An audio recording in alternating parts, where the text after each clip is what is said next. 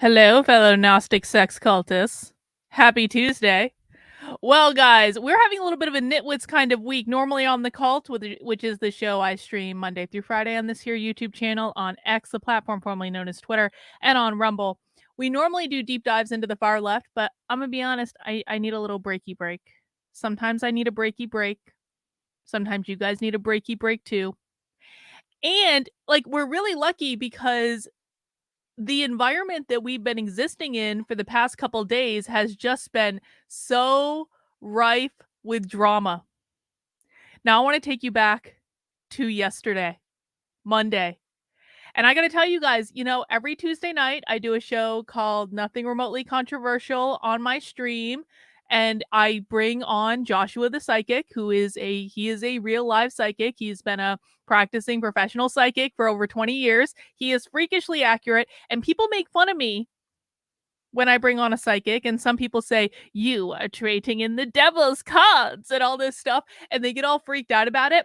But when I say that, I actually do believe psychic stuff exists. I really do. And I do believe that I'm deeply intuitive. It's how I know things that I have no business knowing. It's how I am able to predict things that other people on the internet are not able to predict. Not that everyone doesn't have these abilities, because everyone does, but I did a lot of psychedelics to blow my third eye wide open, and so mine are pretty honed. They're not as honed as Joshua's.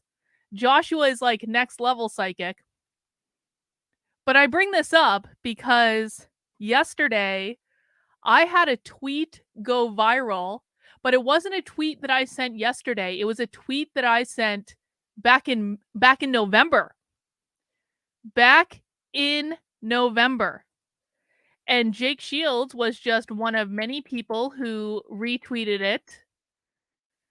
Because back in November, on November 16th, 2023, to be exact, but 1 month and a week after the tragedy of October 7th, when everyone on the conservative right was losing their minds, when Dave Rubin was calling around to people's jobs, demanding they be fired, or at least strongly insinuating it, if they didn't take the right position on Israel, when everyone was pretending that we weren't seeing a genocide in Gaza, and if you dared say that we were seeing a genocide in Gaza, then you were a leftist and you were associated with BLM. Do you guys remember when, I'm sorry, I respect him, but do you guys remember when Chris Rufo tried to shield this narrative?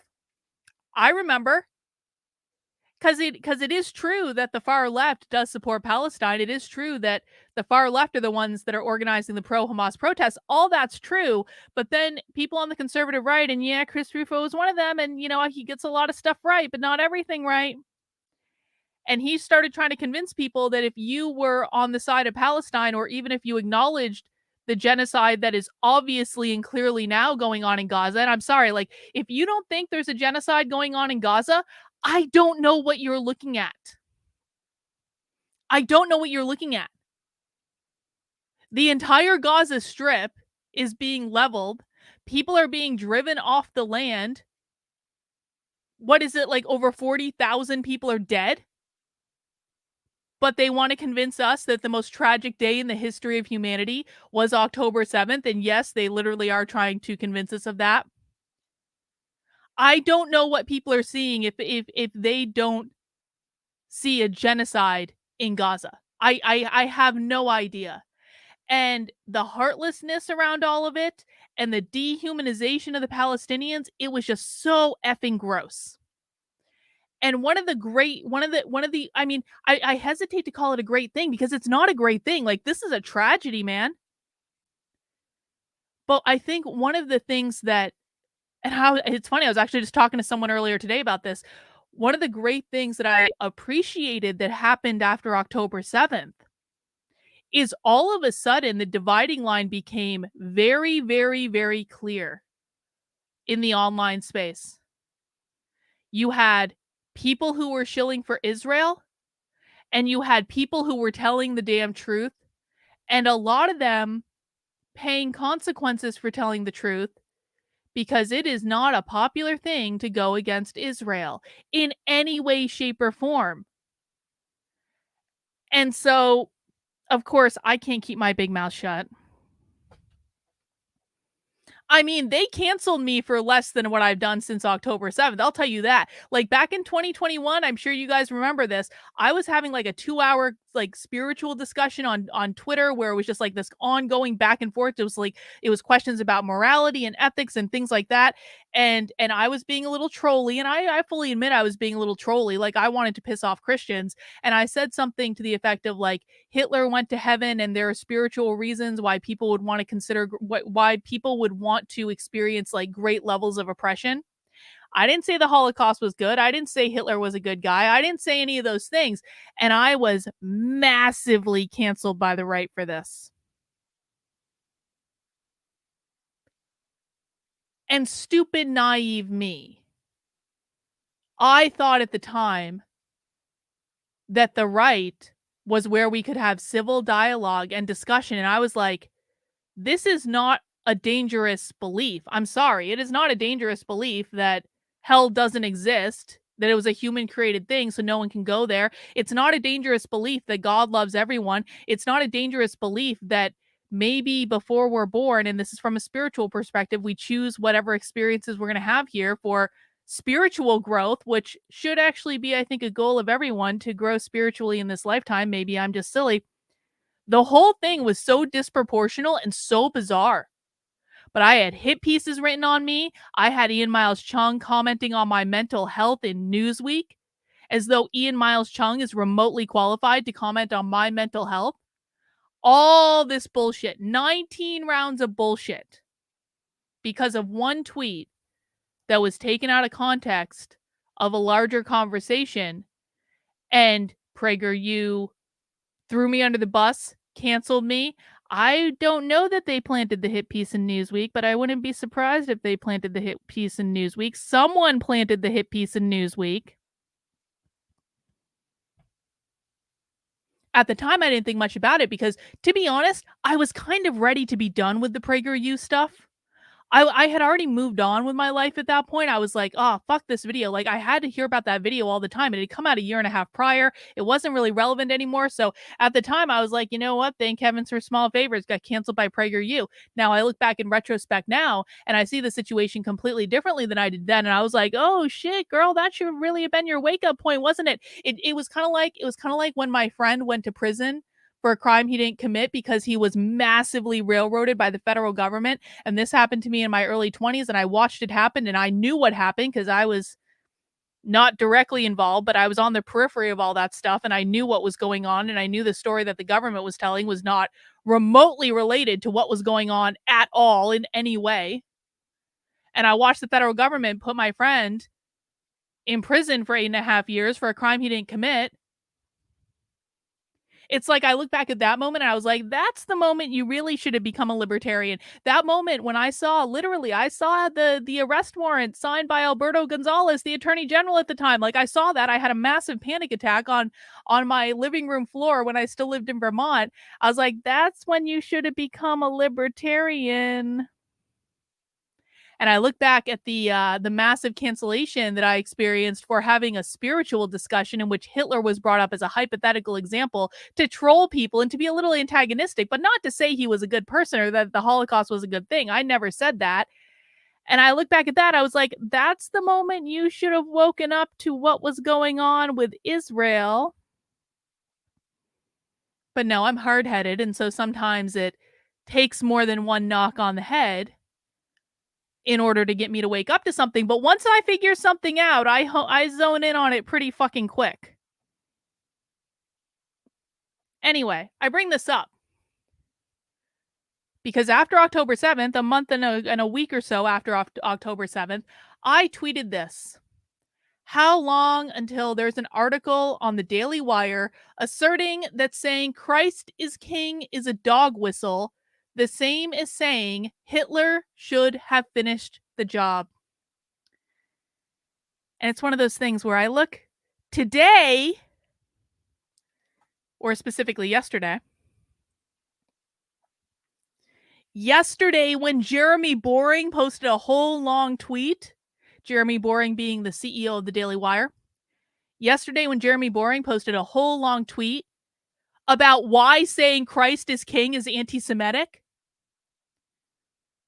God damn did I look like a prophet. I looked like a fortune teller.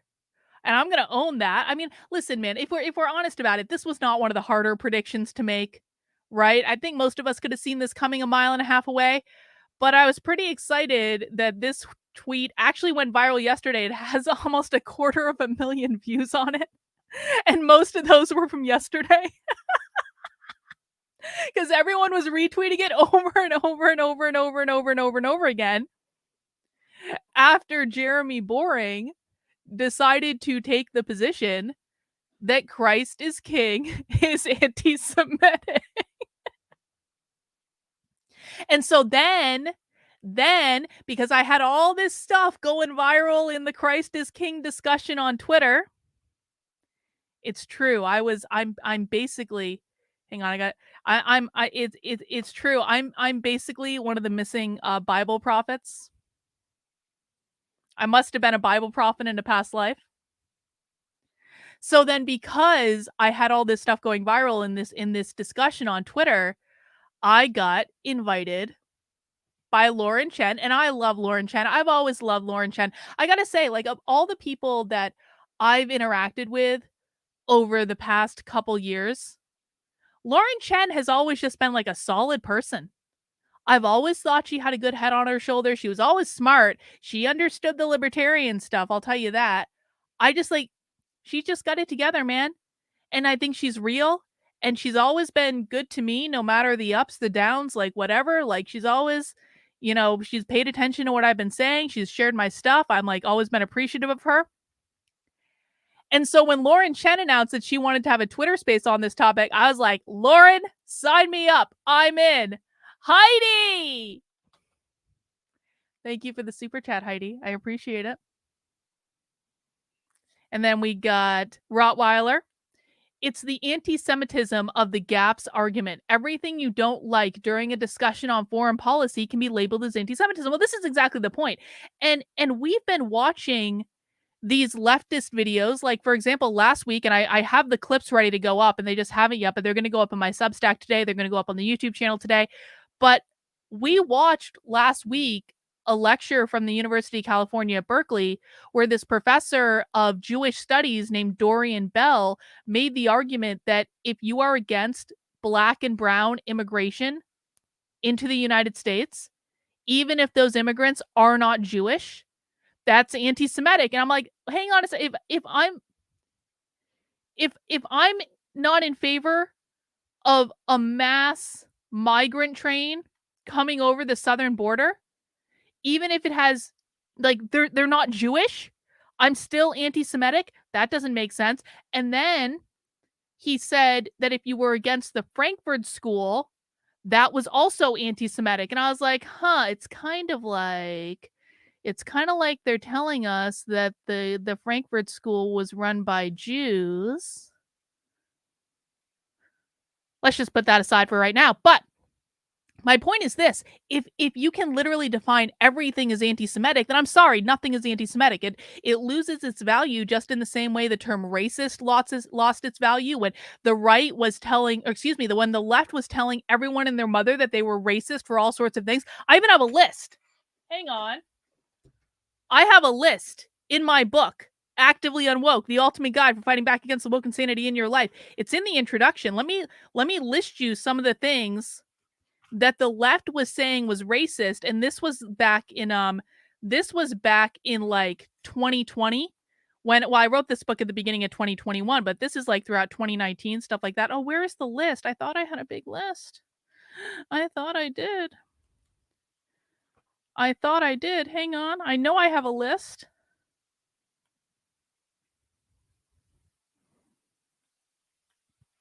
Hang on.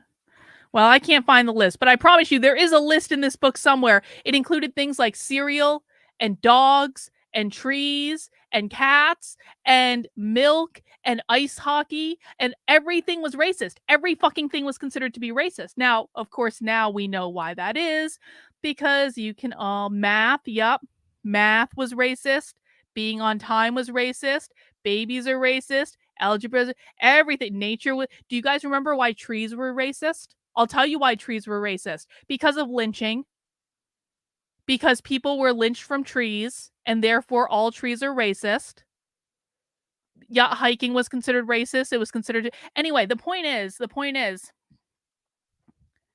everything was considered racist. Everyone was racist for doing something back in 2020. All you needed to do to be racist was to be born white, etc., etc. And because the left overused the term racist so goddamn much, the term racist completely lost its meaning.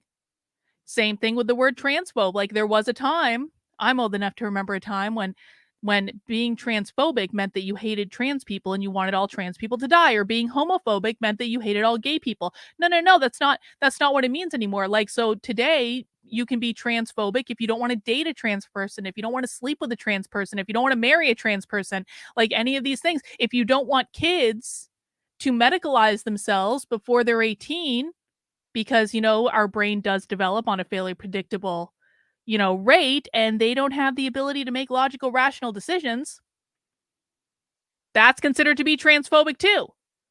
You can even look at the term groomer. Let's look at an example from the right. I think the term groomer has completely lost all of its meaning. Like, I applaud James Lindsay for getting the term out there, for popularizing it, but then the right started calling every single person a groomer that didn't agree with them on everything. So, for example, I was one of the first people to raise my hands, and this was back in 2021 when Moms for Liberty originally started the book banning bullshit. I was one of the first people to raise my hand and say, this is not a good idea, and let me tell you why this is not a good idea. And I get called the groomer every time I say, I don't think that the book banning strategy is the best idea. And I have very valid reasons for believing that the book banning strategy doesn't work, if for no other reason than the evidence is right in front of us that it doesn't effing work. But I've been called a groomer 19 ways from Sunday because I'm against that strategy, not because I've been doing anything with kids or even care about kids or even like kids. In fact, keep your kids away from me. I don't have kids for a reason. But because the right has so overused the term groomer to apply to every single person they disagree with, that term has lost its meaning. And the same is true with anti-Semitism. I'm sorry, when anti-Semitism can mean criticizing the government of Israel, that's all you need to do. When anti-Semitism can mean calling out the atrocities that are being committed against the Palestinians, when anti-Semitism can mean disagreeing with a Jewish person, questioning anything a Jewish person has to say, when anti-Semitism can mean, like that you're against black and brown migration from the southern border, when anti-Semitism can mean you don't like the Frankfurt School, that's some bullshit, yo. And when anti-Semitism means everything, it means nothing at the same time. Oh, that list is on page 5? Yo. There it is, right there. Page 5, Judy for the win. It's in the first chapter. Here is the list of things that was considered racist that I put in the book back in 2020. Math, traffic signals, soup, beer, dance, Dr. Seuss, milk, trees, hockey, cycling, cereal, Gandhi, English, Abraham Lincoln, swimming, classical music, owning a dog, or even dogs themselves. All of that's based on real articles that were written in leftist publications. Anyway, my point is this. When I went into this Twitter space yesterday, that was really all I wanted to say. Honestly, I wanted to say that. I wanted to nail down a definition of what anti-Semitism was. I wanted to make the free speech argument because I knew there were going to be a lot of Christians in there. I thought there was going to be more Jewish people in there, if I'm honest about it. And I basically wanted to be a person in that space where I was like, I'm not a Christian. I'm not a Jew. I don't care about your religions, man. This is a free speech issue. Like, this is all it is. And I think it's boneheaded and stupid, the idea that Christ is King is anti-Semitic. So that was my goal. I also wanted to advocate for Nick speaking in the space. So that was another reason why I went in there. Bosafish says, I just smashed the like button, kind of bragging. Bosafish, you know how I hate smashing on this channel. We mount the like button like adults. We don't smash we're not Tim Pool, bro. Come on. Be better. You could do anything you want to the like button and you smash. You men. But it turned out the Twitter space was pretty effing eventful because in the Twitter space, and I don't know how many people caught it last night. I did stream it on the channel. Lauren, of course, also has it on her Twitter account if you guys missed it. Not only was Nick Fuentes in the Twitter space, but the Daily Wire's CEO, Jeremy Boring, joined the Twitter space for like an hour. And I was like, oh shit. And so I had a chance to ask some questions. And you guys know, like, I'm an organizational psychologist at heart, hiring and people issues and the psychology of the workplace. It's just my thing, man. I've worked with large organizations. I've worked with small organizations. I've worked with organizations helping them to figure out how to fire people that they don't want there anymore. And I don't really like to do that, but I have done it. And so I got to ask Jeremy Boring some questions about what the F happened with Candace Owens. So let's just let's listen to this first clip and see what happens. Let me just set up the sound. An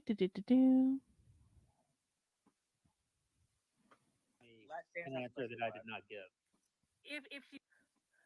Hang on, the sound sounds really low, so let me just turn up the sound quite a bit.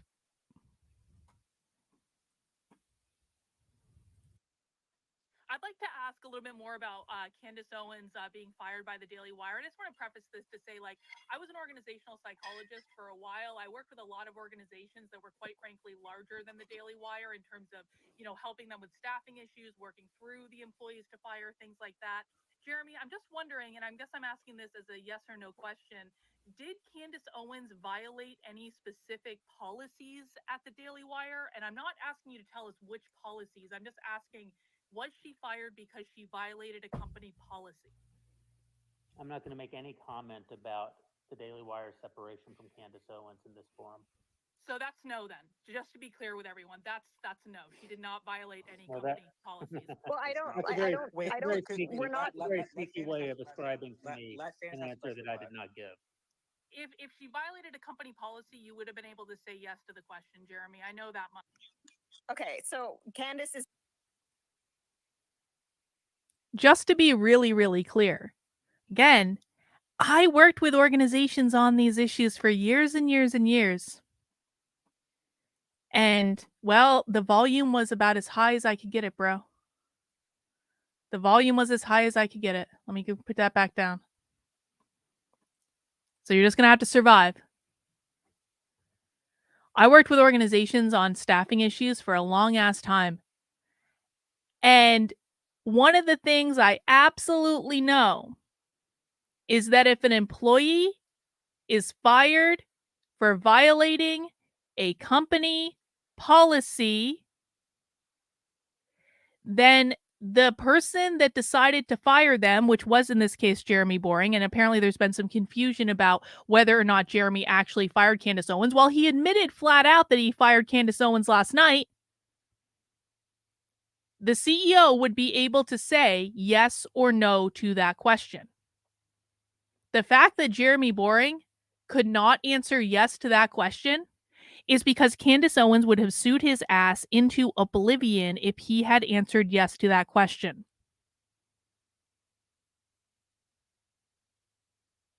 I'm going to say that again. The reason that Jeremy Boring, he wasn't taking the high road. There's some sort of agreement between Candace and the Daily Wire. And I don't know what the parameters of that agreement are. I have no idea, but I know how this works.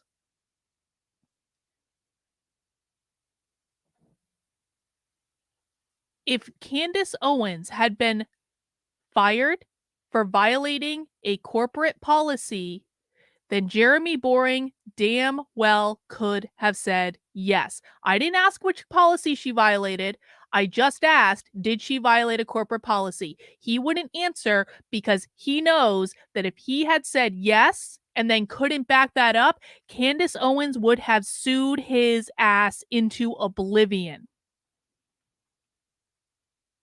That was the best part of the night, you calling out Jeremy. Well, I actually thought this next call out was better. I was actually really pleased with myself for this one. Let's go to the next one. And there were some other, I felt like I had some other good moments too, but I felt like this was really the high point. Hopefully the volume is better on this one.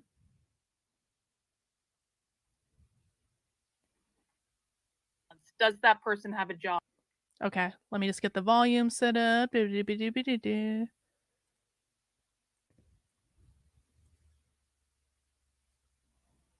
I'm not gonna. This is the next Jordan Peterson. This is the next. Oh shit. Hang on. So basically, that's a little bit too loud. Okay. So basically, what I asked to set this up is I said, Jeremy, I have a hypothetical question for you. And I'll get the full clip up to YouTube at some point. I said, Jeremy, I have a hypothetical question for you. If you have in front of you the greatest, like one of the greatest conservative commentators like that you've ever seen, the next Jordan Peterson, this person has a track record of 20 years of a portfolio. You know where they stand. They've been consistent. This person is going to, they've been great on economic issues. They've been great on social issues. This person is going to get millions of views. They're going to sell a whole bunch of books. They're going to do everything you want them to do. They are an excellent business decision. They have a tried and true track record. If you had that person standing in front of you and that person was making some of the same criticisms of Israel that Candace Owens was making, would that person have a job at the Daily Wire? And so I asked this question, and then Jeremy pretended he didn't understand it, and he tried to deflect, and he tried to say, well, this is about Candace Owens being fired. And I said, no, that's not what it's about. This is a hypothetical person. This is a fictional person. Does this person have a job at the Daily Wire if they hold the same views as Candace Owens on Israel? Let's listen what happened. Next, Jordan Peterson, going to sell millions of books, going to make you guys millions of dollars, getting millions of views on every video they post, but they've made the same criticisms Candace has made in the last 6 months. Does that person have a job? Yeah, I'm not. Even this is too close to the Candace thing for me to speak to because I feel like there are implications of this that I'm not willing to engage in. But if your question is, would I hire, would I hire Bill Whittle if Bill Whittle suddenly said that there's a genocide going on in Gaza? No, I don't think that that's a person that I would hire at the Daily Wire. That doesn't align with very core beliefs for me. I don't want to promote that idea in the world. Why would I give that guy my money? And you say make millions of dollars off of these guys as though these hosts generate money and I siphon it off the top. But that's, of course, not true. I'm an integral part in building the brands of these hosts, of promoting the brands of these hosts. I spend millions of dollars of marketing behind every one of my hosts. I lose a lot of money on my hosts for a long time. Even the ones that are very, very big often make no money at all and cost a lot of money for the first several years that I work with them. Why would I make investments in people if I largely disagree with some major part of their... in the same sense, I wouldn't hire a pro-choice person to work for me. Although, certainly there are conservatives out there who have spotless records on any number of other aspects of what I might consider the conservative platform. But why would I pay them when they go against something that I believe at a very deep level, which to me is a somewhat fundamental level? No, I would not. I want to be very clear about this. Jeremy Boring just compared criticizing Israel to being pro-choice as a conservative. Jeremy Boring flat out said that if you have an otherwise spotless conservative record, you do not have a place at the Daily Wire if you are critical of Israel.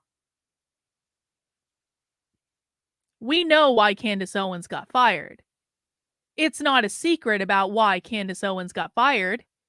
And Jeremy Boring can pretend that, he hasn't confirmed this all he wants. He can pretend that he hasn't, but he very clearly has. And if it wasn't the Israel issue, then what was the other reason? Because we know that Jeremy won't say that Candace violated any company policy. We know what Candace has been saying for the past couple of weeks. What else could it have been? Candace Owens has been a nightmare for basically her entire career. You can't say to me that all of a sudden Candace Owens started becoming a nightmare in the office and a diva and a narcissist, and really they just couldn't handle it anymore, because Candace Owens has always been a diva and a narcissist. No one would be surprised by that. So you can't say that was the reason either. To me, what I heard Jeremy Boring say last night is the hosts of the Daily Wire are muzzled on the issue of Israel. They are not allowed to be critical, which goes against things that he's said in the past. Jeremy Boring, after October 7th, flat out said that he would not fire Candace Owens unless she violated a company policy, which is why I asked that first question to begin with. Jeremy Boring flat out said that the hosts of the Daily Wire have the ability to talk about whatever they want to talk about, and they don't need to have all the same opinion on everything except for Israel. And one moment in the Twitter space, I got to get Lauren. And by the way, shout out to Lauren Chen, because Lauren Chen has balls to host this Twitter space. Obviously not literally, but this Twitter space is going to get Lauren Chen blacklisted by PragerU, by the Daily Wire. I would be surprised, quite frankly, if it didn't have ramifications with her relationship with the Blaze.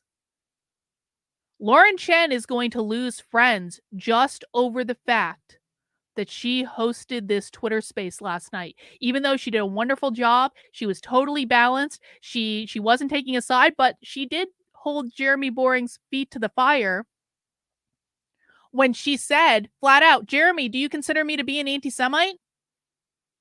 And when Lauren Chen asked Jeremy Boring if Jeremy considered Lauren to be an anti-Semite, Jeremy Boring couldn't answer no. Does Lauren Chen hate Jewish people? Obviously not. That's like a retarded idea. So why couldn't Jeremy Boring say she's not an anti-Semite? Anyway, I was really proud of the Twitter space. I was really happy to be involved. I'm glad to hear through the grapevine that Nick said I did a good job asking questions last night on his show. I sadly did not stay up to see Nick's show because it didn't start till 3 a.m., Nick. Some of us have to sleep, Nick. But maybe I'll go back and take a look. But I thought Nick did a great job as well. And listen, guys, I want to say this. People are confused about why I'm, speaking up in favor of Nick Fuentes. The fact of the matter is I think that Nick Fuentes has been massively effed over by the conservative establishment. And I have a long history of dragging Nick. I have been extremely critical of Nick. I have not always been on Nick's side.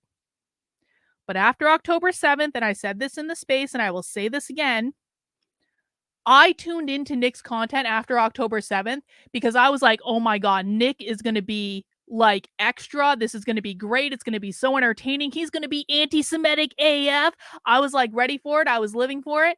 And then I tuned into Nick's content and I watched it from start to finish. And holy shit, Nick had some of the most nuanced commentary in the game. And I was looking around at all these conservatives who are flying off the handle and trying to get people fired from their jobs. And of course, the leftists were going crazy because they always were. And the most sane person doing commentary on the issue was Nick Fuentes, of all people. And he was so balanced. And he didn't say that Israel didn't have a right to exist. And he wasn't calling for, you know, for violence in Israel. He was calling for peace. That's reality. If people don't believe me, you can go back and watch his shows. It's all online. It's all public. Yeah.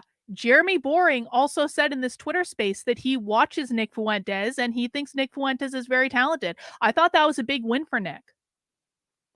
But I do, yeah, I mean, Nick was definitely Sophie was my first internet romance. Let's not forget, Sophie Lewis, our Abolish the Family goddess, is my internet girlfriend.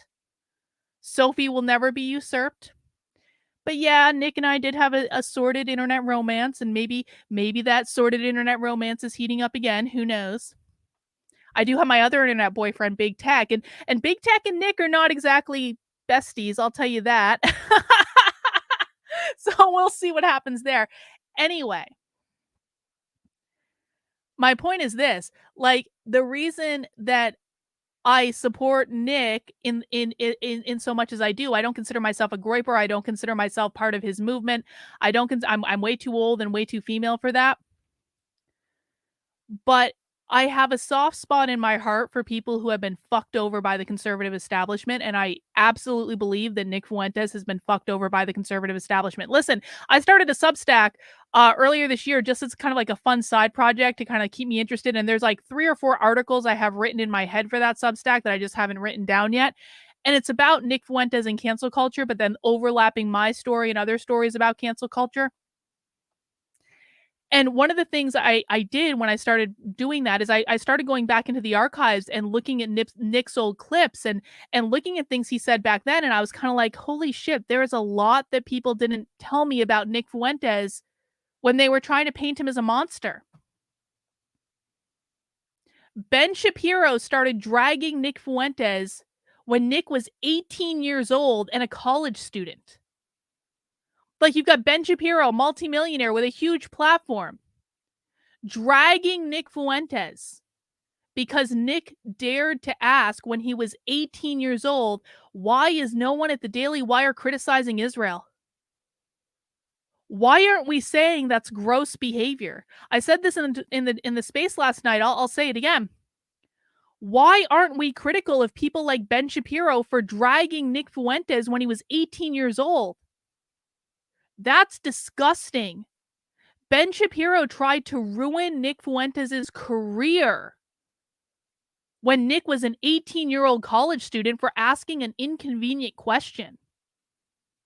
And you even go up to last year when I really started defending Nick publicly. Andrew Klavan was going after Nick. And I'm like, how old is Andrew Klavan? Like 70-something? 60-something? 70-something? Has a lifetime of experience, and he's dragging a 25-year-old. And by the way, at that time, that 25-year-old was doing some of the most nuanced commentary about what was going on in the Middle East of anyone on the internet. It's ridiculous. And the biggest thing that I learned in last night's Twitter space is that the Daily Wire is fucking terrified of Nick Fuentes. And if you think about it, it's extraordinary. He's 25 years old. He does his show out of his parents' house on a green screen. And he has one of the biggest powerhouses in conservative media absolutely terrified of him and terrified of his audience. And yeah, I think this is true. If you want to argue that Nick Fuentes is radicalized, it's because Ben Shapiro and the behaviors of the people at the Daily Wire radicalized him. That was the start of all of this. What would Nick be doing today if they had handled the whole situation differently? I don't know. Anyway, so that's what happened last night. I was thrilled to be involved, and I think it's an interesting conversation. And I don't know, I kind of wanted to keep talking about it a little bit. But before we get into the main topic of the day, I do just want to remind people, and we will be returning to socialism tomorrow. Don't worry about it. We will be returning tomorrow to what we usually do, and I will be putting some stuff up on my Substack. While you're here, please make sure you mount the like button for me, guys. Mounting the like button, especially on YouTube. tells YouTube to recommend my content. I'm massively shadow banned on YouTube. My content never gets recommended. I get people unsubscribed from my channel every single day. I actually have one of my strongest supporters in my community told me that he was unsubscribed from my channel midstream a couple weeks ago. That's a little fishy, isn't it? So make sure you are subscribed on whatever platform you're watching on. If you are on YouTube right now, also make sure you're subscribed to my Rumble page. I do streams on there as well. I'm also on X if you guys want to watch me there, whatever is clever for you. And please make sure you are heading over to my Substack, which is Karlyn, KARLYN.substack.com, and signing up there for free email subscription, if nothing else. This is where I do my undercover and investigative journalism. I host a couple podcasts over there. And basically, I'm telling you stories over there that you aren't going to see in other places on the internet, including there's still more coming out from my little adventure into Colorado, because a couple weeks ago, I went to a gender ideology conference at the University of Colorado, and among other things, and if you haven't seen this yet, it's crazy. I saw a presentation at the University of Colorado in which they argued that dissociative disorder or multiple personality disorder is a gender identity called system gender. And it was basically one of the craziest things I've ever seen in my life. And if you want to see that, you can head over to the Substack and find that there, along with lots of other interesting things. And if you do want to support the work I'm doing and keep me in business, because you guys are the ones that fund all of the journalism that I do, sign up over there for $8 a month, $80 a year. You get access to a variety of perks, including 2 Zoom calls with me every single week. The next one is tomorrow at noon. We also do them on Mondays at 7 p.m. You're going to get access to my supporter Discord, in which we have movie night every Sunday night at 8 p.m. We're watching a Stephen King movie. There's a poll right now in locals if people want to vote. I think it's what are the options? Shawshank Redemption, Green Mile, or Stand By Me. I hope we watch the Shawshank Redemption. That's what I'm pulling for. But we will be watching a movie on Sunday night in the supporter Discord. So I hope you guys can join me there. And the best way to do that is by heading over to the Substack and signing up as a supporter, which I really do appreciate. Another way you can support the work I'm doing is by heading over to the Unwoke Art store, which is unwokeart.com, where you can get awesome limited edition merch like this Make McCarthyism Great Again design that's only going to be available for a little under a week. So that is out of the store at the end of the month because it is a limited edition design. What else do we have? We have the 4 goals of the woke left. Amazing design by Bot. It's so awesome. Lots of other cool stuff in the Unwoke Art store. This is one of my favorite t-shirts. I've been wearing this one a lot lately. The we're in 1984 shirt. Anyway, you can get lots of cool stuff over there, and all the purchases do go to support the work I'm doing, and I really do appreciate it. Azur Wayne got his shirt this past Saturday. Well, take a picture of it. Let me see it. Anyway, so a couple of things leading up to today. Now, listen, people know that, people who have been following my work for a while know that I was involved in an epic and ridiculous internet feud that lasted a long ass time. And that internet feud was with this bitch, Keri Smith. And the feud got so bad that Keri had a horde of lunatics stalking me around the internet for over 2 effing years. Every day of my life. Spreading shit about me on the internet. DMing people privately lying about me. Just creating these long-ass Twitter threads about me. Keri, on her personal Substack, wrote an entire essay in which she called me her abusive mother. And when Keri was doing all of this, I was ignoring it. Because that's the advice they give you, right? They're like, if some crazy bitch is saying crazy things about you on the internet, just ignore them. Just ignore them. Why would you want to give that attention? But the problem was, when I was ignoring it, Keri was just ramping it up. She and this horde of people that she accumulated, and these were all people that were coming out of the knitting wars, were like DMing people lying about me. She destroyed multiple relationships that I had. She convinced people I was a psycho. Like, the amount of harassment that I was getting out of this, people were doxing me. They were doxing my house. They were doxing my friends. They were contacting my husband. Like, multiple police reports were filed because of this bullshit. I sank into a deep depression from it, to the point where I was really not in a good place at all, because I was having to deal with this bullshit every single goddamn day for literally years, and they were fucking with all my relationships, and I was just trying to do my thing, man. But at some point I had to start fighting back against it, and one of the things I decided to do was to document the entire thing on its own Substack. It's called Surviving Keri Smith. It is survivingkerismith.substack.com. So you guys can go and see all the receipts. I literally went through and screenshotted over 1,000 tweets that Keri sent about me within the span of a year and a half. And like, that whole project was fucking crazy. And I got to tell you too, like, I happen to know this. Keri used to be on this show called Unsafe Space, and I felt really bad because Unsafe Space was the show that woke me up. It really was. And Keri used to be on that show, and I happen to know that Keri Smith got fired from that show because of her unhinged obsession with me. Now, I don't know what I did to deserve this, but this is the situation in which we find ourselves. So yesterday, it was funny because Keri Smith was actually supposed to be on that Twitter space. If we go back, hang on, let me get this up on my screen. Let me get this up on my screen so you guys can see it without me showing you something I don't want to show you. Hang on.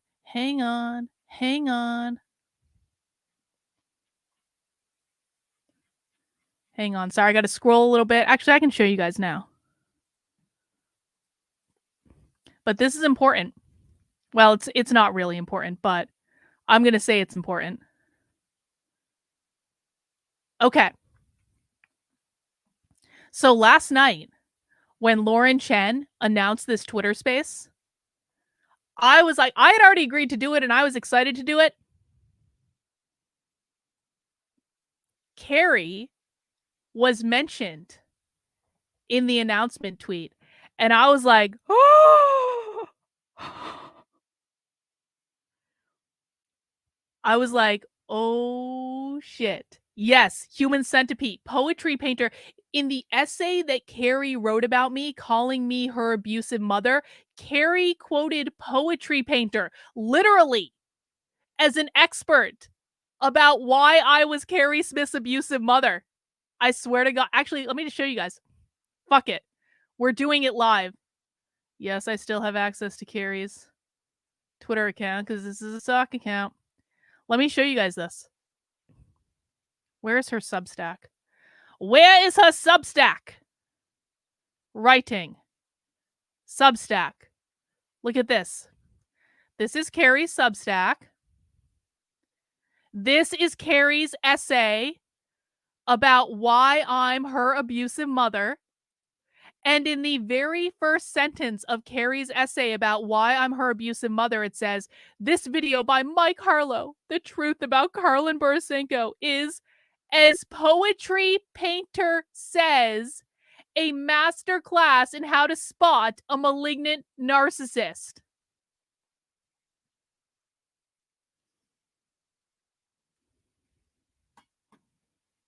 So when I saw that Keri's name was listed on this Twitter space last night, I was like, oh. I may have had a little tingle of excitement, of joy, a little bit. But then Keri chickened out, and I was very upset because all of a sudden last night, when Keri was supposed to be in Lauren Chen's Twitter space defending her ideas that Because Keri does believe that saying Christ is king is anti-Semitic. Oh, look. Keri even dragged Nick Fuentes in a video yesterday. Huh. All of a sudden, Keri had another podcast that she had scheduled at the same time. Isn't that funny? Isn't that funny that Keri was mentioned in the announcement tweet for the Twitter space and then made other plans as soon as she saw my name in it? I can't possibly imagine what happened. Yeah. Because Keri, and it was funny in the Twitter space last night because Lauren Chen remarked on this several times. The people who were on the side of like Christ is king is not anti-Semitic, they showed up. Right? There were plenty of people saying this is ridiculous. Do you know who wouldn't join the Twitter space?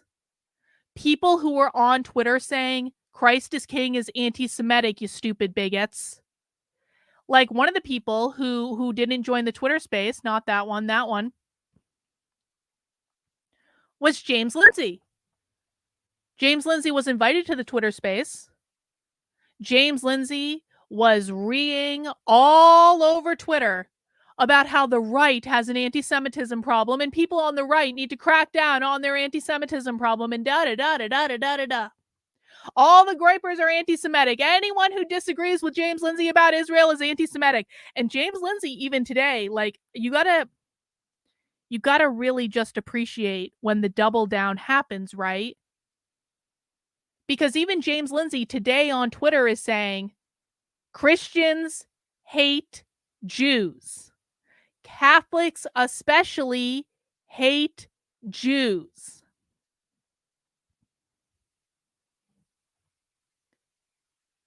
Now, listen, man, in my book, I have a whole chapter dedicated to James Lindsay, and I don't regret that because I wrote this book at the beginning of 2021, and at the beginning of 2021, he was the general in this entire game. And I learned so much from James Lindsay over the years. I really did. And I truly do believe to this day, I still don't regret dedicating a chapter to him in my book because I truly do believe to this day that if everyone was fighting as hard as James Lindsay has been for years, we wouldn't have a problem right now. I really do believe that.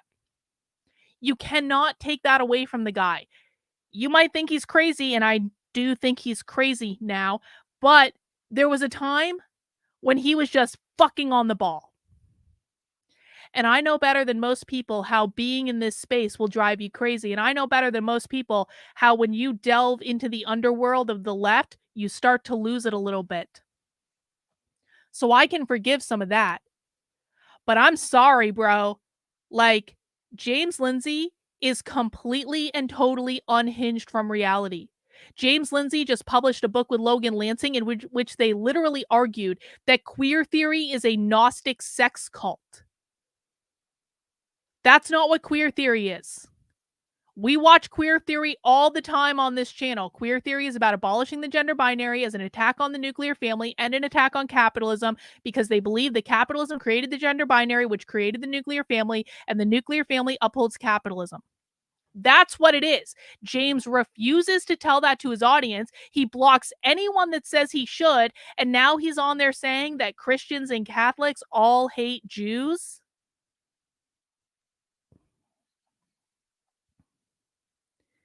He has become completely unhinged on this issue. But it's not a surprise, right? Because James Lindsay knows where his bread is buttered. He knows where his money is coming from. Keri Smith, who is a wannabe influencer on the right, and I think the reason that Keri came after me back in the day is honestly because my platform grew substantially faster than hers did. I was on all the shows. Keri wanted to be the person who left the left to join the right. I ended up being that person. I'm sorry. I would take it back if I could, believe me. But Keri has always wanted to be famous. Keri has always wanted to be relevant. Keri's always wanted to be in this game. And now we can see that not only is James Lindsay saying, if anyone questions Israel on anything, they're anti-Semitic. Well, guess what? Keri's saying that too. And not only is Keri saying that everyone who says Christ is king is anti-Semitic, Keri did an entire episode yesterday where not only did she simp for James Lindsay, but she went directly at one of my internet boyfriends, Nick Fuentes. I just can't let that stand. I just can't let that stand. This is too good. I can't pass this up. I have to react to this. I have to react to this. So Keri's grift is that you did what she wanted to do first. Yep. Basically, Keri is still writing. Like, it is really impressive, man. Like, my content has evolved dramatically since 2020. Like, I do something completely different now, but I'm much more focused, and I feel like I've achieved like expertise in what I'm doing, and I feel really good about the evolution. But my content has evolved since 2020. Keri is doing exactly the same content she was doing in 2020, which is, I was an SJW, and I realized the error of my ways. And I left the left, and I'm gonna help other people leave the. It's 4 goddamn years of this bullshit, and it's like, bro, like, how does anyone do this? I know you want to be famous. I know it's a good grift, man. I really, really do. But how do you do the same goddamn content for 4 years? I don't get it. Let's read what Keri said in this post today, which was yesterday, because we have the stream today and we're going to watch the whole stream. And if Keri tries to take the stream down while we're watching the stream, I've already downloaded it, Keri. So it doesn't matter if you try to take it off the internet. I've already downloaded it, okay? Keri says, on Deprogrammed, we're talking about Nick Fuentes and the attempt by actual anti-Semites and white supremacists to co-opt the phrase, Christ is king, and subvert its meaning. If you aren't familiar with this fringe part of the internet, the groyper white supremacists and anti-Semites are just as evil and racist as the social justice woke cult I used to be in. Two sides of the same disgusting coin. The biggest difference being that the social justice woke bigots have an extraordinary amount of power. They have pushed their racist beliefs into politics, entertainment, media, education, the church, hobby groups, etc. The social justice woke flavor of racism and bigotry is considered not just socially acceptable, but a sign of being a good person. Crazy. The white supremacist flavor of racism is fringe and still rightfully treated as socially unacceptable. But now it's growing. It has been for a couple of years in reaction to the social justice racism. The woke are creating the boogeyman they want. I have been warning about this since I first left the SJW cult. For every action, there is an equal and opposite reaction. If you push either of these evil ideologies, we do not have the same value or goals. So what we're going to do for the rest of this stream, now that I've been yapping for an hour, is we're going to watch Keri's stream from yesterday, in which she not only simps for James Lindsay and James Lindsay's assertion that all Christians and Catholics are anti-Semitic and that saying Christ is king is anti-Semitic, but that she also goes directly at Nick Fuentes. And I'm really interested in what Keri's perception of Nick Fuentes actually is, because, listen, I've said it before, I'll say it again. There was absolutely a time when I dragged Nick Fuentes, and I think Nick kind of deserves some of it, but maybe I was a little bit, maybe I was overly critical, okay? We all make mistakes. I can admit that my perception of Nick Fuentes has evolved. And I feel like in the past several months, I've developed a much better sense of who Nick Fuentes is and what he's trying to do and the perspective that he has. And I'm curious if Keri has, well, done the bare minimum of research to find out. Because at least when I was dragging Nick Fuentes, I would do things like listen to his speech at AFPAC where he stupidly called for a holy war. I feel like that's a fair criticism to make. Don't call for a literal holy war, okay? like that's a bit much, but Nick is 25 and sometimes 25-year-old men make stupid decisions, and so you have to forgive that. Anyway, I wonder if Keri's done the basic minimum of research to even bother to understand who Nick is or what he does. So we're going to find that out. Guys, please make sure you mount that like button for me. Please make sure, again, you are subscribed on whatever platform you're watching on. We're having a little bit of a drama day. If you don't want the drama, GTFO, come back tomorrow. I'll do something more serious tomorrow, I promise. But I was harassed by this bitch and her internet woke cancel horde for like 2 straight years. I'm going to have some fun with this. And I'm going to revel in this moment, all right? And there's nothing you can do to stop me. If you don't like it, go watch something else. All right, let's get started. Ticket leak for our house concert this Friday night. Email me at deprogrampod@gmail.com and just tell me your screen name. And I'm going through all those emails today. So I will get back to you. I think I've gotten back to most people already. And I know there are some people already planning on coming. I can't wait to see you. Some of you I'll be meeting for the first time in person. But yeah, my husband and I do these house concerts a few times a year. And he's a really talented musician. I don't just say that because he's my husband. And he has a great wealth. All right, we don't need to listen to Keri talking about her husband. If you of us are for a while, but it's especially if you're not on Twitter as much as some of us are, you may not have been aware of this growing trend. It's been growing for a while, but it seems like it just reached kind of a boiling point recently. This growing trend of fringe, white supremacist, anti-Semitic groups of people trying to subvert Christianity and Christian language. One of their common phrases that they are trying to popularize at the moment is Christ is King. And I'm going to get into it by showing you what some people have said about it, because I know this is already, even before I started, there are people in the chat who are either disagree or upset or whatever. So let's just get right into what I'm talking about here. Yes, Keri, let's start. Actually, let's start with this one. Is this the right one? Sorry, give me 1 second.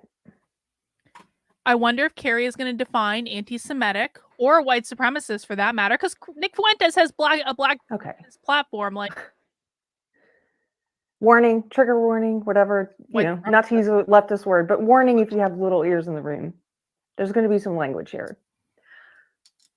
X in particular is pretty rife with these kind of messages. I myself get a lot of them. I've been getting a lot of them for the past few months. It seems to be increasing the number of people who are saying things. By the way, No Soup for Knowles has been actively antagonizing the Groypers for like weeks. No Soup for Knowles is not the way that No Soup for Knowles is building clout on Twitter is to basically antagonize the Groypers and Nick Fuentes for no good effing reason. Things like this. Here's a tweet of mine. I said, it's pretty easy to tell the difference between the... Keri literally gave a trigger warning. It's almost like I've been saying for effing years, in that Keri never really left the left. Keri likes to say that I'm still a leftist.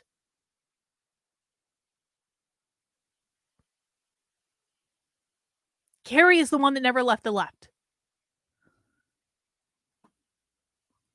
Evildoers who are trying to co-opt the phrase Christ is King, and actual Christians who do believe Christ is King. And so here's a screenshot of one user, for example, and this is anecdotal, yes, but I've seen tons of this. You can go into my replies and see it. So this person posted 1, 2, 3 or 4 times, Christ is King, Christ. Also, can we talk about the fact that Keri still uses Twitter in light mode? And I'm sorry, light mode is terrorism. Never trust a person who uses Twitter in light mode. Is King, Christ is King, rot skank, suck some more Jew cock, you worthless sket, fuck yourself. Get back to Israel, bye, go away, you hairy chimp, bye. Why is that Nick Fuentes' fault? That's not Nick Fuentes' account. This is what I'm talking about. A lot of people, when I posted about this yesterday, I finally commented on it. I've mostly been staying on the sidelines, just watching it happen. But I finally talked about it a little bit, and many people jumped in with True. interpretations of what I was saying that were not what I was saying. Well, they're not. Keri's not Many people were. Keri's not a real Christian, though. Keri is in a cult. Keri is in a literal Christian cult where she has a leader of her cult. His name is Bradley. And if anyone defies what Bradley says they should do, they get excommunicated from the cult. And I know this because Keri tweeted about it. I documented it on my Substack about her. She's in a cult.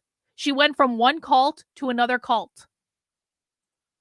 Trying to. And I'm not saying Christianity is the cult, by the way. That's not what I'm saying. I'm saying that the specific church that Keri is in is a cult. Drag Candace Owens to it. I didn't reference Candace Owens. I'm talking about the actually anti-Semitic, actually white supremacist people who, yes, are on the fringe, but who are trying to co-opt and subvert the phrase Christ is King. What they are doing, in effect, is taking the Lord's name in vain. They are literally taking God's name and using it in. Saying Christ is King is taking the Lord's name in vain. Press 1 in the chat if you believe that saying Christ is King is taking the Lord's name in vain. Press 2 in the chat if you feel like it's moronic at best to say that saying Christ is King is taking the Lord's name in vain. What do you guys think about this? 1, if you agree with Keri and saying Christ is King is blasphemous. 2, if you do not agree with Keri and think that idea is stupid and retarded and gay. Seeing lots of 2s in the chat. Some people are going for 3. It's just retarded. Yep, that's an option. Fake and gay. Yep. Thank you. Lots of 2s. Let's continue. In vain. It's not what they mean.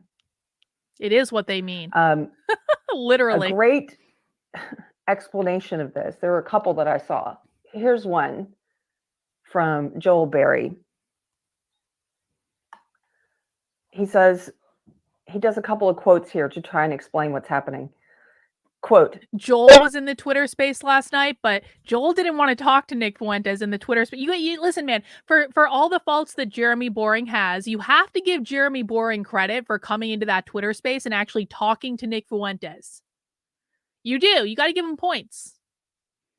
Joel Berry was in that Twitter space last night, and he wouldn't talk to Nick. And then he flat out lied. Joel Berry lied about what happened in that Twitter space out to his audience this morning. He was like, Jeremy Boring got struggle session. I'm like, well, Jeremy Boring didn't have to be there. He could have left at any time. And Joel Berry's like depiction of what went on in that Twitter space last night was not hinged into reality. I know he runs a satire site. I get it. But he lied. He flat lied. are you saying Christ isn't king? Quote, are you saying Black lives don't matter? And then he says, same devilish tactic used by the godless revolutionaries on the far left and the far right. Take a truth, turn it into a mantra, and use it as a cloak for evil. And he's exactly right. That's what some people are trying to do with this phrase at the moment. Here's another explanation. And here I quoted James Lindsay, who happens to be an atheist, who I think nailed it. And I said, it's a dialectical trap, like Black Lives Matter. Of course they do. And today, James Lindsay, the atheist, is saying that Christians and Catholics all hate Jews. Of course, Black Lives Matter. But that's not what the phrase means to those who popularized it.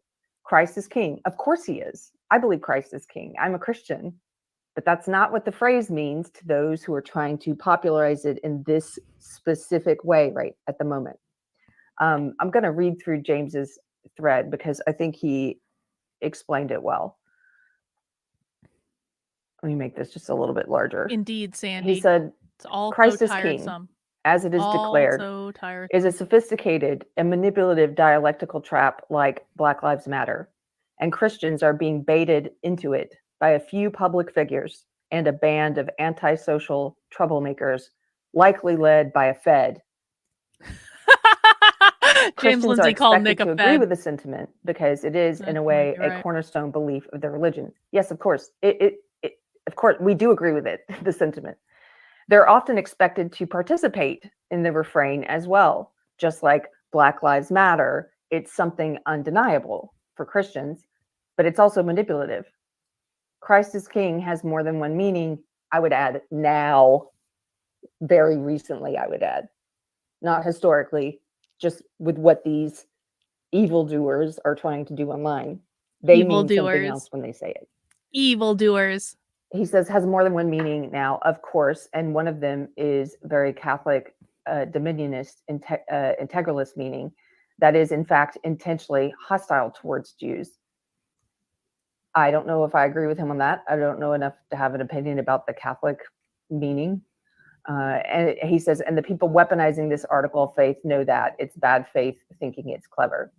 There are many verses Christians should pay attention to here that insist things about, quote, wolves in sheep's clothing, false teachers, taking the Lord's name in vain, and professing to be wise or clever. It's really ballsy of James Lindsay to claim anyone as a false teacher when James Lindsay has blocked like half of my community for trying to show him primary source video evidence of what the left is doing, particularly when that evidence contradicts the story that James Lindsay is trying to sell.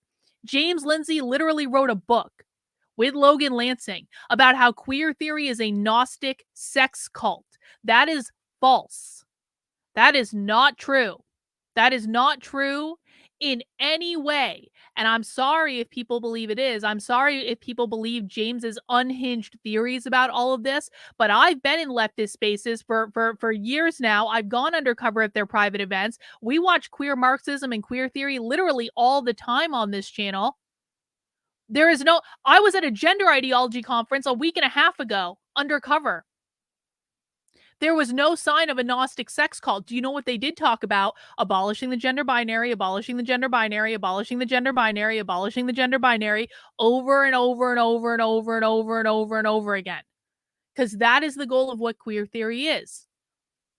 Queer Marxists believe that capitalism, which is defined as private property ownership, created the gender binary, which is men and women. It put men in the workplace where they made money and had all the positions of power. It put women in the home doing the unpaid labor of raising the nuclear family, which are the next generation of proletarian workers. And because of social reproduction theory, which James Lindsay claims he has covered, but he has never covered once, and I've looked into it, he has never talked about social reproduction theory. Social reproduction theory is why the left wants to abolish the nuclear family in the first place, because they believe that the nuclear family is the literal means of production of capitalism. It is where capitalism is reproduced, because social systems will continue to reproduce themselves until they are disrupted. That is why the goal of queer theory is to abolish the gender binary, because abolishing the gender binary, which is the idea of men and women, is going to disrupt the nuclear family, which is going to disrupt social reproduction theory, which is going to disrupt the reproduction of capitalism. Because the ultimate goal of everything on the left is always and forever to overthrow and abolish capitalism. James Lindsay's got some fucking balls talking about wolves in sheep's clothing and false teachers when he refuses to say the word capitalism. He refuses to tell people what queer theory is. He blocks anyone who tries to tell them. He dragged Reagan. Reagan, who has been following my work for years, who almost never misses a stream, who is the chief organizational officer in my community because she's so good at organizing things, who is one of the nicest people in the world. Reagan is so nice. Even when Reagan is trolling people on Twitter, she's so nice about it that you can't even really call it a troll. It's dishonest to call it a troll. She's being really nice. Not only did James Lindsay block Reagan on Twitter for trying to talk to him about what queer theory was, James Lindsay then sent out a tweet to all of his followers demanding that all of his followers block Reagan too. So don't tell me about false fucking teachers, James. Reagan can look at fucking, like, come on. James Lindsay told people that, like, Reagan was, like, look at Reagan. Like, one of the sweetest people in the world. Ridiculous. Ridiculous. Yeah, this is a plea. This is Keri's plea because Keri would really like to be hired by the Daily Wire. I agree. He's hyper focused on spicy queer intellectuals. Well, I don't even know if I agree with that, Tayton. Elena, thank you for the super chat. And in other news, while these people are spending all this time talking about Christ as king, the far left socialists have kicked the back door. And well, you know what's interesting? One of the things that I said in that Twitter space last night is I said flat out, I go undercover into leftist spaces. I go to their private meetings. They're laughing at the right. They are not remotely threatened by the right at all. They're far more threatened by the Democratic Party and the neoliberals than they are by the conservatives. They don't think the conservatives present any threat to them at all. And part of the reason that the far left doesn't believe the conservatives present any threat to them at all is because conservatives are constantly in a circular firing squad. It's because of all this ridiculous bullshit, where it's just about competition for who can get the most likes and clicks and clout, bro. That's all it's about. The left is going to win because the conservative right is more interested in destroying each other than they are in destroying the left. And you know what happened today? A certain New York Times best-selling author who wrote a book all about Antifa slid into my DMs and said, Carlin, I thought your analysis about that last night was really good. Thank you, Andy. I appreciate that. Christ is king of kings. James is a Gnostic trying to get people to buy into his Gnostic worldview by getting people to use his terms that he controls. I don't think that's out of the realm of possibility, Dashing Rogue. Thank you for the super chat.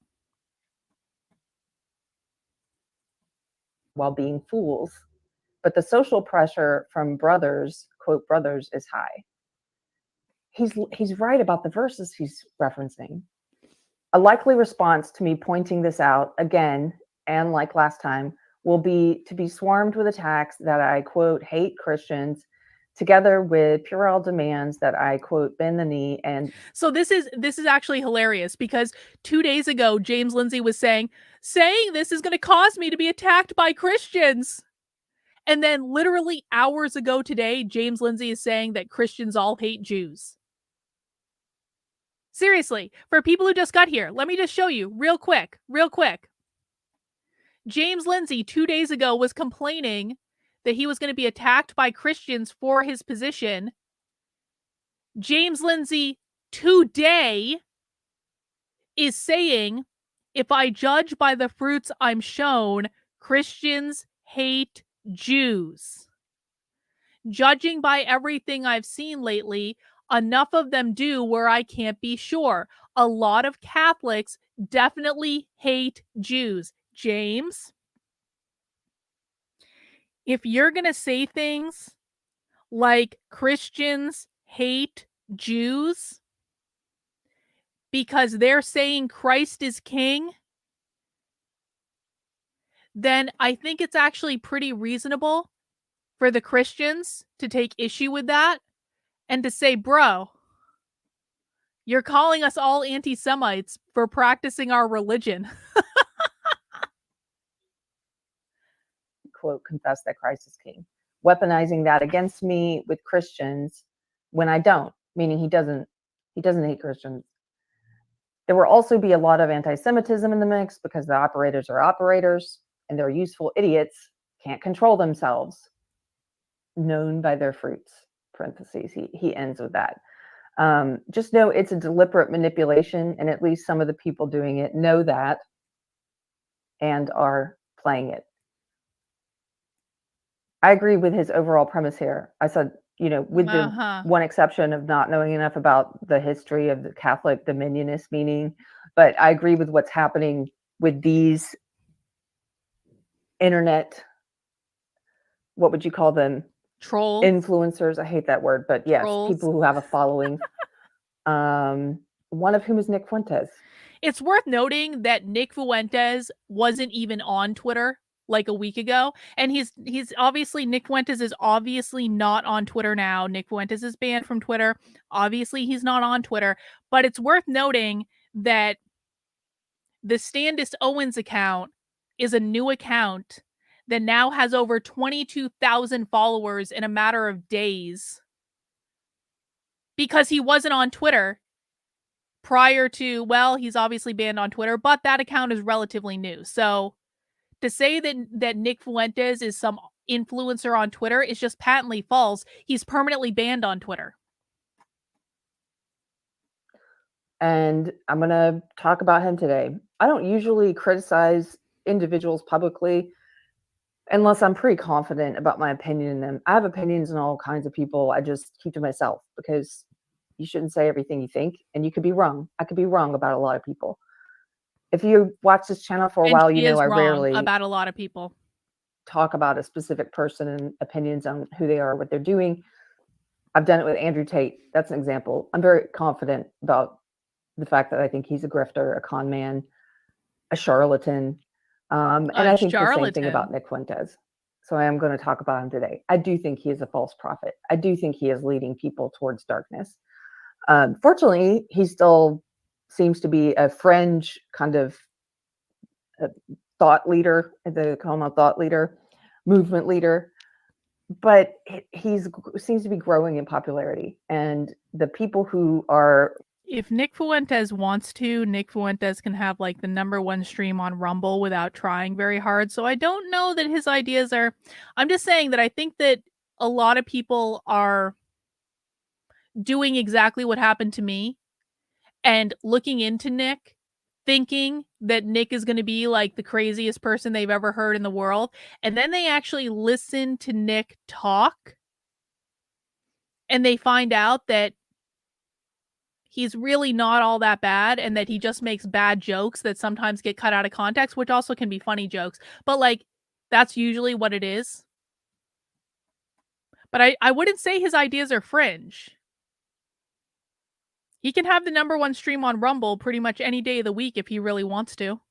It's not even that hard for him. That's not fringe. Running around saying things like this. The first thing I showed you, Oh, look, a Keri simp. A Keri simp. Hi, Joe Hamilton, who I've never seen on the channel before. I find this channel to be extremely petty and irritating. I've tried to watch, but it just leaves an unpleasant taste. Has anyone ever seen Joe Hamilton here before? Anyone? Anyone remember Joe ever? Yeah, I'm sure you've tried watching my channel many, many, many, many, many times. I'm sure. Nope. No one's ever seen you before, Joe. You're new here, Joe. We've never seen you. Never been in the chat. Never. This is what happens anytime I stream about Keri. Keri sends her minions to come into the chat and say shit like that anytime. Now, she doesn't do this publicly, of course, because they have a whole back channel of communications, but no one has ever seen her here. No. The Wicked Witch of Austin, Texas sent her flying monkeys. Bye, Joe. Go watch something else, Joe. We don't need you here, Joe. GTFO. And then immediately afterwards, a bunch of stuff about sucking Jew cock and effing yourself and go back to Israel, you chimp, and stuff like that. These people are the people who idolize him, who stand for him, to use the word that the kids use. These are the people who I occasionally see in my replies, like saying crazy stuff that they've picked up from him. And so I think he is appealing to more people today than he was a year ago. And so I wonder if she'll call Nick like a warlock or something. during the course of this stream. She's going to say that Nick put a spell on his audience and beguiled them into following him to the dark side. I'd like to talk about why. Here, let me take this down. We're going to start with a couple things about Nick Fuentes. Now, one of the things that's happening here, before I pull this up, let me remove this and just give a caveat. Usually on this channel, I'm criticizing social justice ideology, also known as woke ideology. It's my old belief system. I was in it for 20 years. I think it's evil. It's racist. It's illiberal, censorious. It's authoritarian. It is currently culturally dominant. And I think it's the biggest existential threat that we face as a society. I think it's society destroying. On the flip side of that, you have this white supremacist ideology that is fringe. What's the definition of white supremacist, Keri? This ideology is infiltrated. It's dominant everywhere. It's dominant in media. It's dominant in entertainment, politics, the church in some places, hobby groups. You can see it in education everywhere. And one of the lies that they've been pushing for years now is they're trying to pretend like there's this big white supremacist boogeyman and that's what we have to fear. And we're in a white supremacist country and there's all these white supremacists and they're the biggest hate group. And this is all BS. By the way, Keri has still not figured out that when the left says whiteness or white supremacy, they're not talking about skin color. They're talking about capitalism. The reason, and quite frankly, it's shocking to me that more people haven't figured this out lately because there keep coming out more and more videos that are going viral on Twitter where they're flat out saying it's about capitalism in the video. Like Ian Miles Chung has shared multiple videos recently about leftists being talked to on the streets where they say in the same sentence that white supremacy is about capitalism. The reason it's about capitalism, and this is a really quick overview for people who might be new to me, and I'm happy to expand on it if people have questions. What the left believes is that capitalism, which is defined as private property ownership, created the institution of slavery in the United States, which is owning people as private property. The institution of slavery created systemic racism. In 2020, the left updated the dictionary definition of racism to include systemic racism or institutional racism because they want people focused on the race part, but what they miss is that the system in systemic racism is capitalism. The institution in institutional racism is capitalism. And the reason that is because what the left believes is that you cannot fix racism in the United States without abolishing the system that upholds racism or the institution that upholds racism, which is capitalism defined as private property ownership. Keri has been covering the left just as long as I have, and Keri still has not managed to figure this out. She still wants to pretend it's all about skin color because that is the very best way to grift to the conservative masses. Oh shit, look at this from Barbie. The Quartering just put out a video with me in it. Well, he called me a lunatic because I blocked his ass on Twitter. So I'm very sorry, Jeremy. I'm very sorry that I blocked your ass on Twitter after you spent weeks dragging Eliza Blue for no good fucking reason, bro. No good reason. Jeremy Hamby made thousands and thousands and thousands of dollars dragging a legitimate victim of human trafficking for weeks. And that's when I blocked his ass on Twitter. He can suck a dick. He wants to call me a psycho. I'm not the one using my streams and my massive platform to drag a legitimate victim of human trafficking.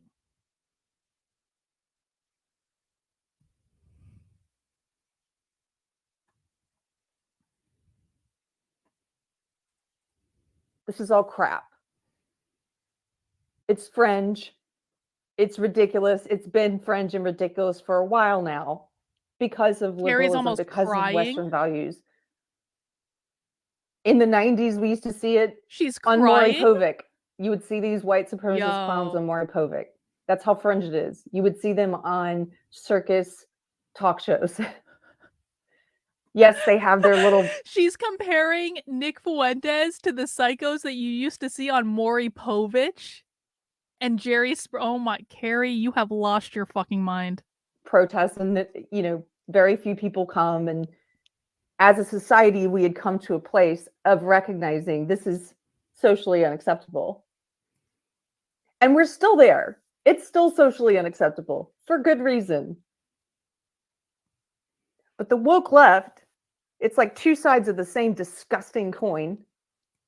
The woke left has been trying to convince normies that there's this crazy white supremacist operation in the US, that it's this dominant ideology. It's not. It's projection what they're doing. They are the dominant racist ideology. It's about capitalism, justice Keri. left. It's not about skin color. They have an immense amount of power. By the way, when I look, Keri is not stupid. It's not as though Keri can't figure out this is about capitalism if she damn well wants to. Keri, as she used to remind people all the time when I used to watch her on Unsafe Space, was in the honors program in school and went to Duke. So Keri is not a stupid person.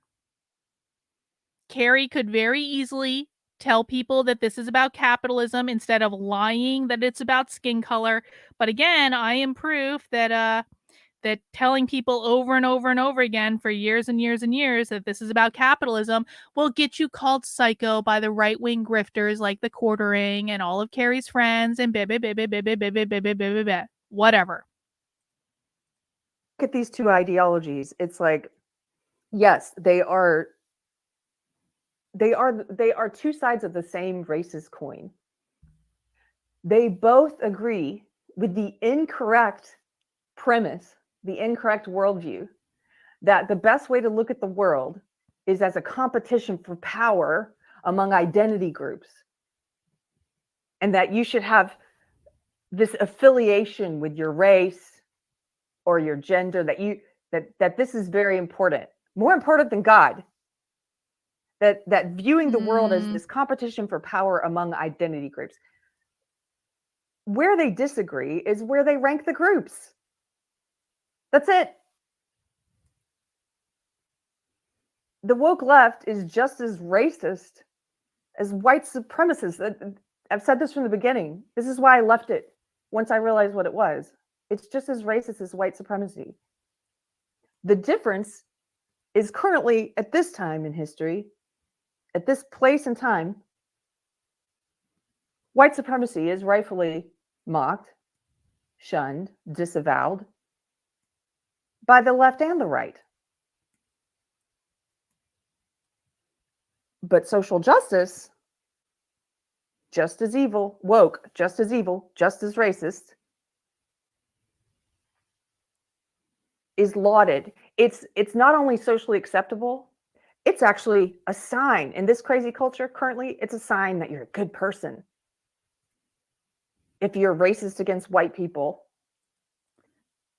Does anyone else feel like they're watching a cult indoctrination video of some sort?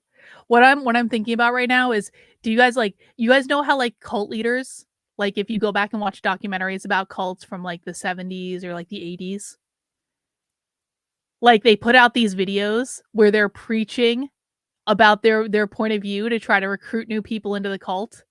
I feel like we're watching one of those videos right now. Sin, you agree? Yeah, Keri is dead inside. Look at the eyes. Where Keri is trying to suck us into her cult right now. Everyone protect yourself. Don't buy into it. If you're sexist against men, currently society says that's a good thing. Some of the prophets, the leaders of the social justice, woke, cult, racist movement, identitarian movement, some of them, like Ibram X. Kendi, they come right out and say, yes, we must do racial discrimination. That's because he's a socialist. They admit it. That's what they teach. They don't often admit it like he does. Ibrahim says, yes, Kendi we is a must do it. socialist. In order to end this boogeyman over here that doesn't exist. What's happening, though, is they are creating this boogeyman. They're the reason why people like Nick Fuentes are gaining in some amount of popularity. No, wrong. The woke left are the reason. No, that is completely incorrect. The reason that Nick Fuentes is gaining in popularity is not because of the woke left. It is because of the conservative establishment that is, excuse me. God damn it. I was having a good rant too. The reason that Nick Fuentes is gaining in popularity, Keri, is not because of the woke left. It's because of the conservative establishment that is constantly shilling for Israel and calling every single person who questions Israel an anti-Semite.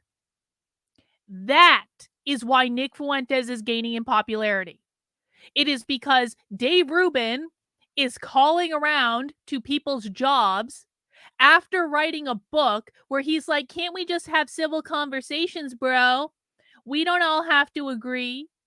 And a couple years later, after he's made millions of dollars being the guy that was like, can't we all just get along? Calling around to people's jobs.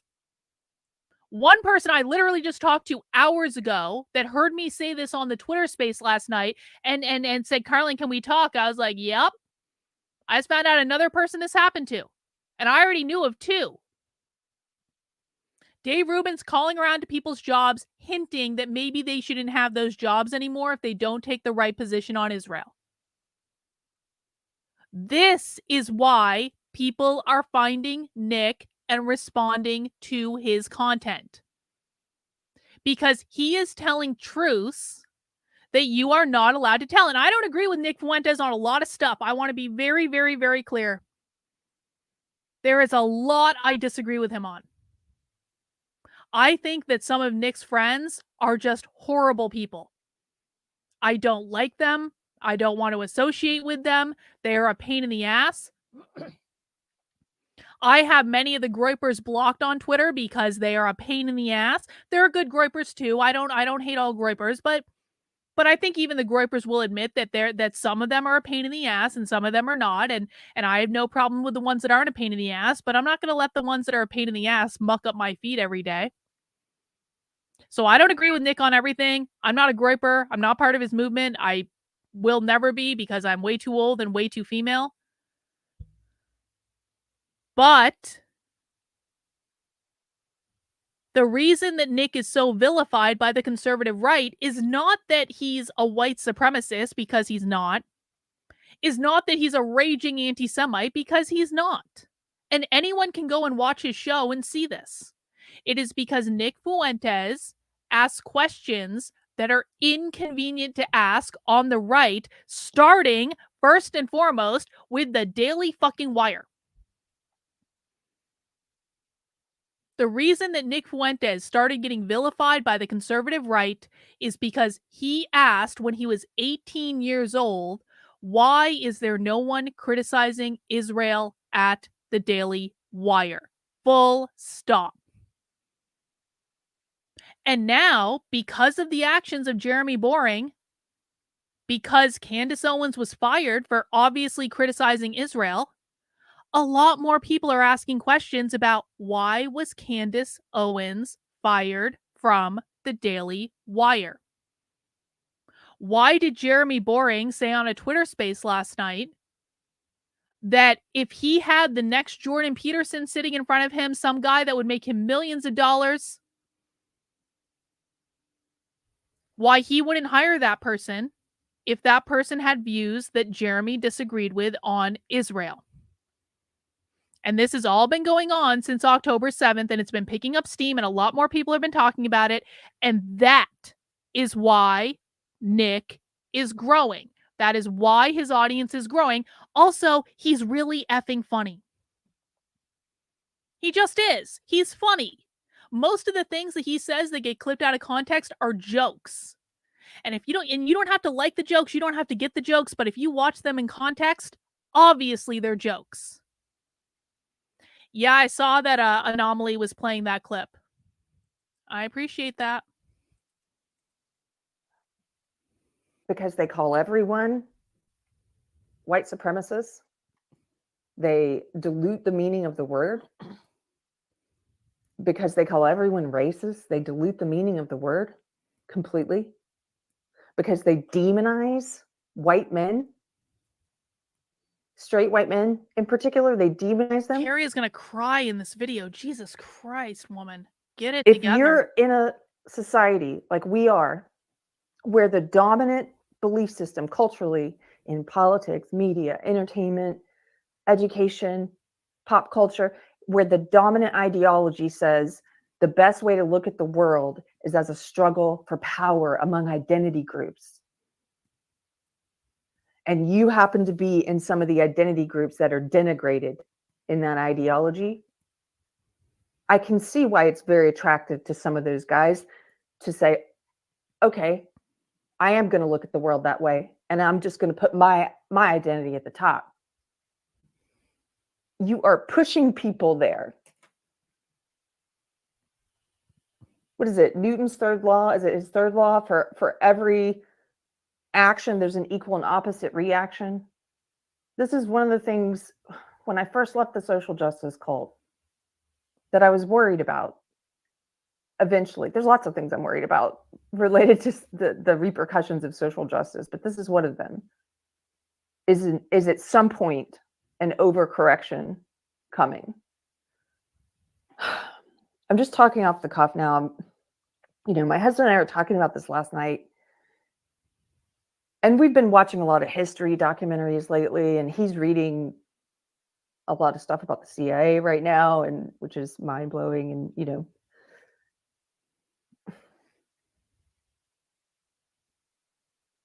history can change very quickly, and I can envision a future. I hope I'm wrong, but I can envision a future in which society collapses as a result of social justice, of woke ideology. Of socialism. Things get bad enough that an actual Hitler. Why does Keri refuse to call social justice socialism? Which is what it is. Social justice is socialism, which is the transitionatory mechanism for communism. Keri probably refuses to call it socialism for the same reason that James Lindsay refuses to tell people that it's all an attack on capitalism. Yes, this is a mind-blowing prediction. That society will collapse and that literally Hitler will spawn in the United States, and it's going to be Nick Fuentes is going to be her argument, which is ridiculous. Esque kind of person, Mussolini kind of person rises to power. Yeah, Nick Fuentes is Mussolini. I can envision that happening.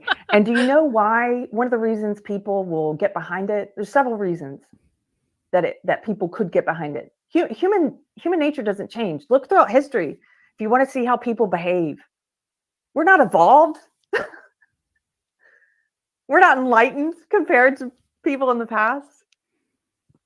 And so I think people could fall prey to that because, number one, whoever that person is will be able to point to all of the very real destruction caused by social justice, by woke, by identity.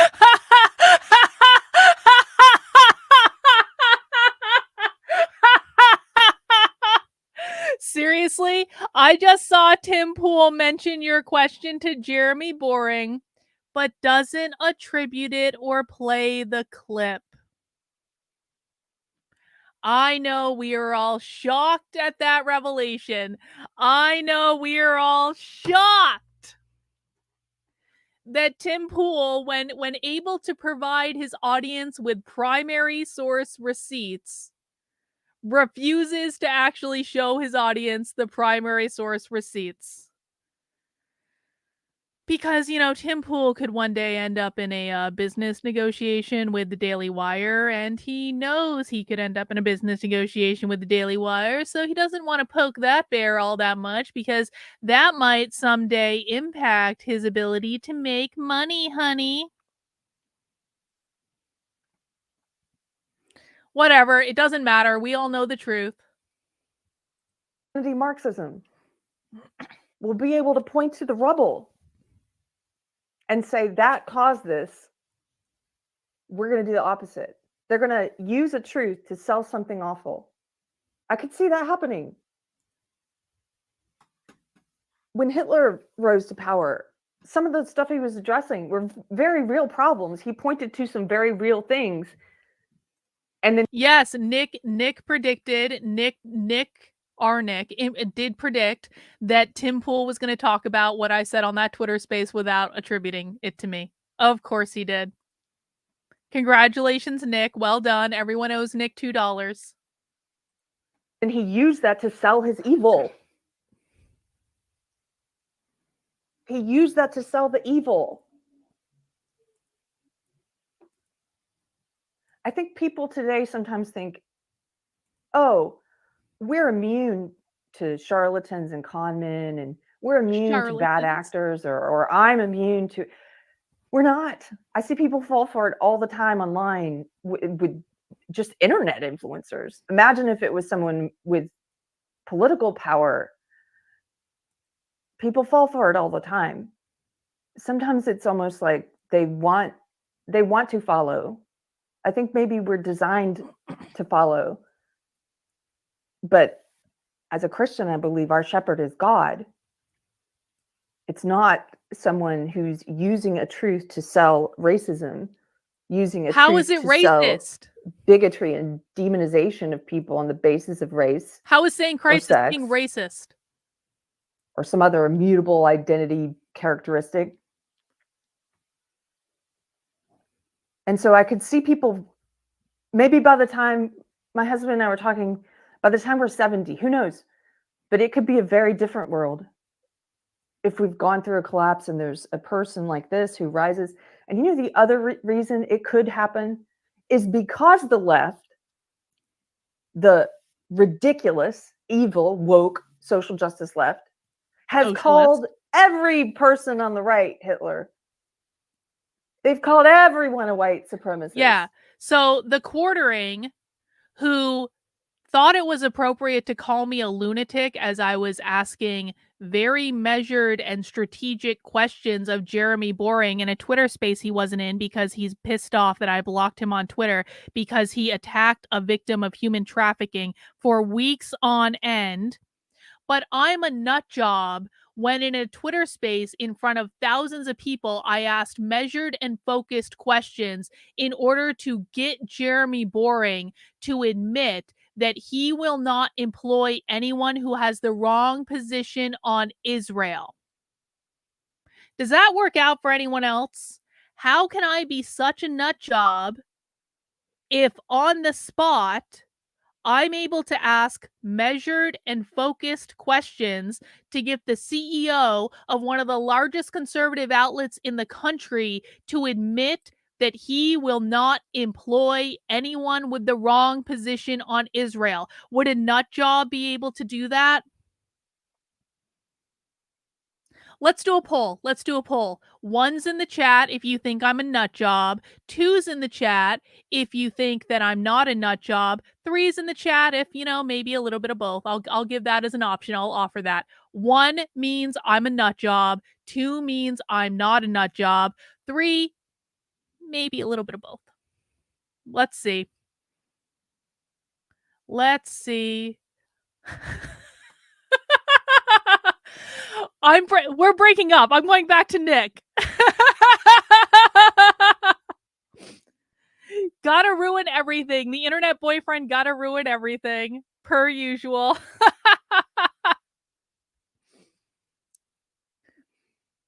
2.5. Yeah, we're all a little crazy sometimes. We're all mad here.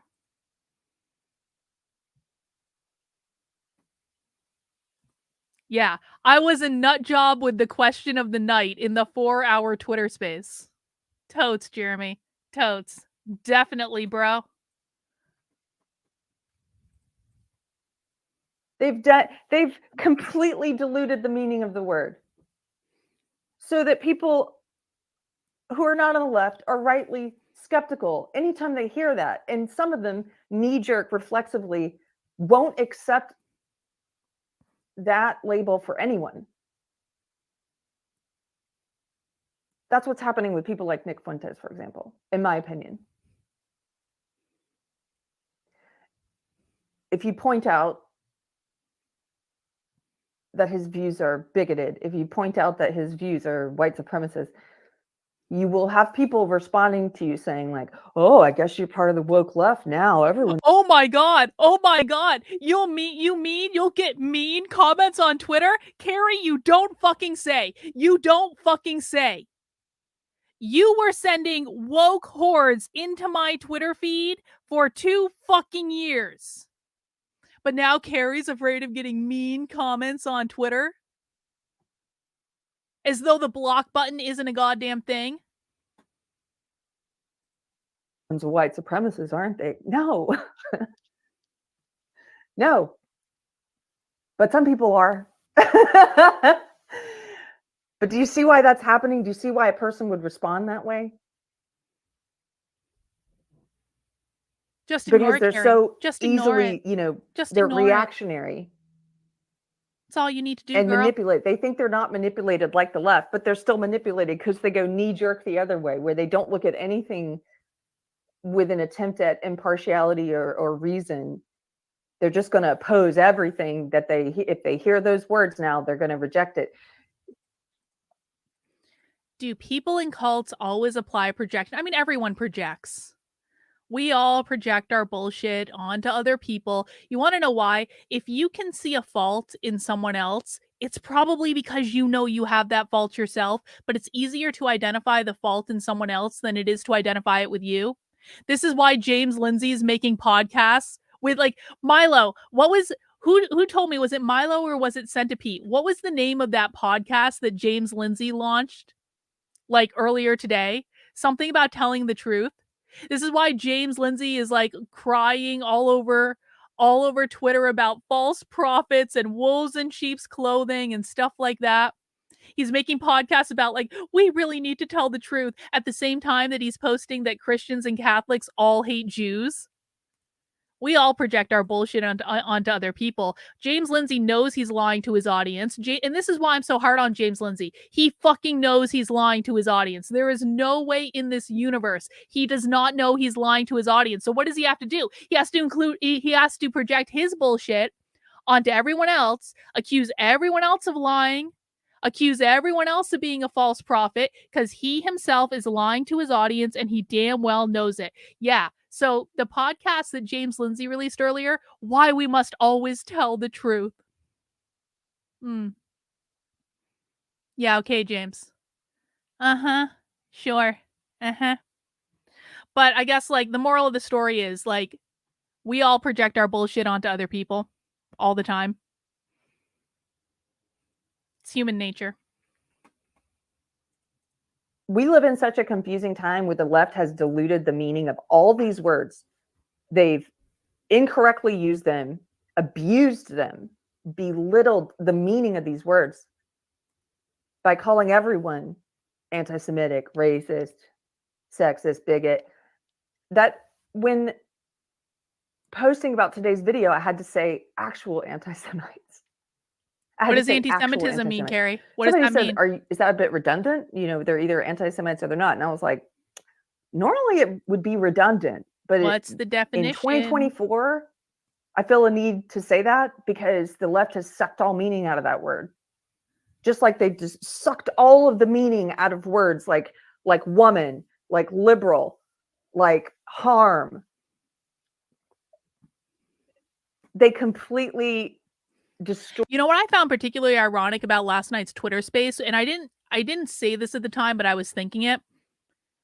The Daily Wire literally produced an entire documentary about adhering to the definition of the term woman It's not as though the Daily Wire doesn't understand that definition of terms matter. They produced a whole fucking movie about it.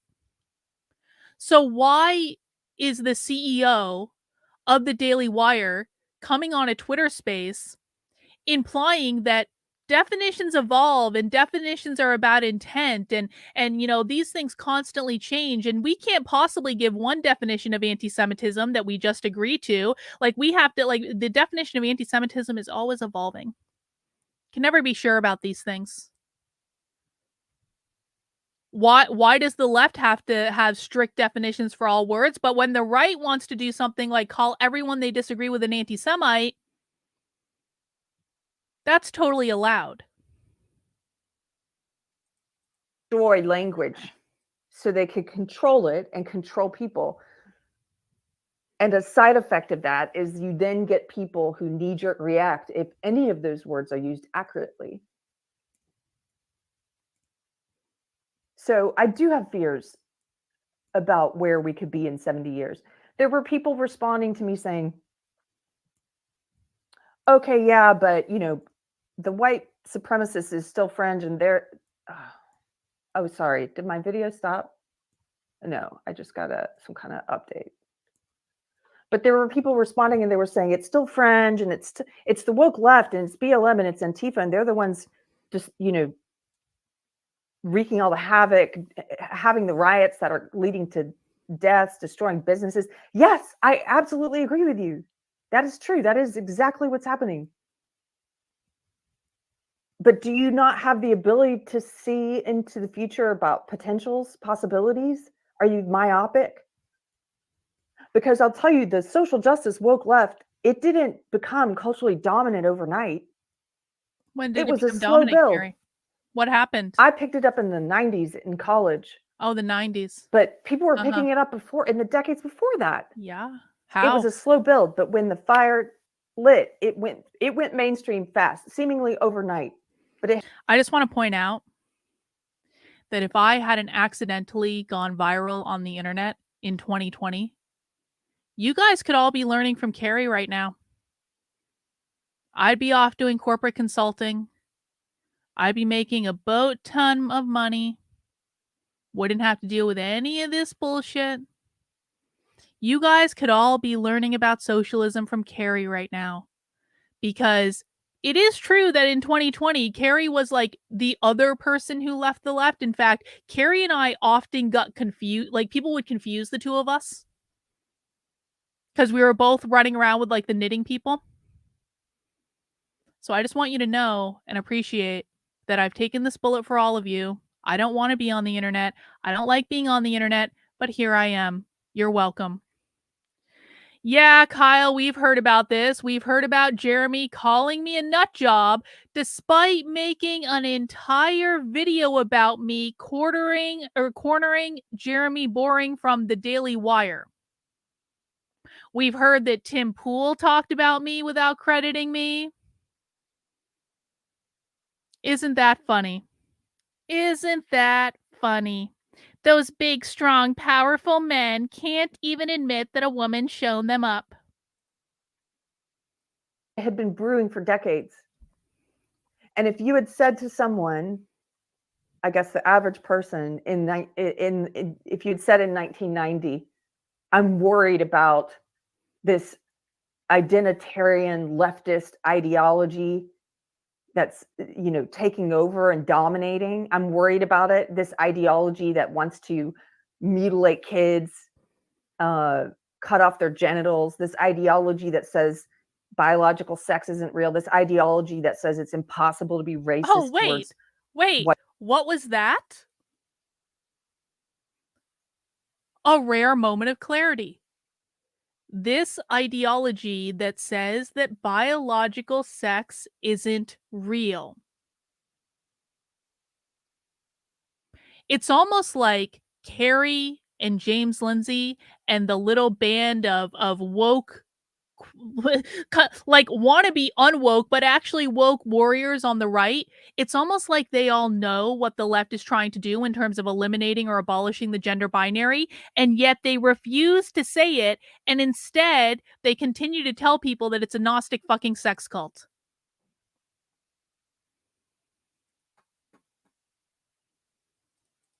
White people, this ideology that says, you know, racial discrimination is necessary. I'm worried about that becoming culturally dominant and taking over. If you had said that in the 90s, most people would have said, you're crazy. That's never going to happen. That's so fringe. People were telling me, even as recently as when I first started leaving woke left, 2016 or 2017, there were liberals I knew who saw the problem and agreed with me. Yes, this is a problem at college campuses, they said. This was in 2016 and 17. They said, Keri, I see what you're talking about. Yes, it's a problem. Yes, it's not liberalism. Social justice, woke ideology is illiberal. I agree with you, they said, but it's just at college campuses. Don't worry about it. No, it's never going to become mainstream. They said this in 2016 and 17. It was already becoming mainstream. They didn't think it was going to escape the colleges. They said, no, these kids will leave college and they won't be able to get a job in the real world with this ideology, and they'll grow out of it. Retarded and, you know, conservatives. This is just what happens at colleges. You know, young people get radicalized and then they grow up. No. Because in 2016 and 17, it had already escaped the colleges, but people were still saying that to me. They still couldn't see it becoming culturally dominant. And so where I sit now in 2024, I don't know what the future holds. But could I see an extreme overcorrection happening at some point? Yes. Do I see seeds of it growing online in these little fringe, ridiculous white supremacist communities? Yes, I do. I've seen an uptick in it ever since October 7th.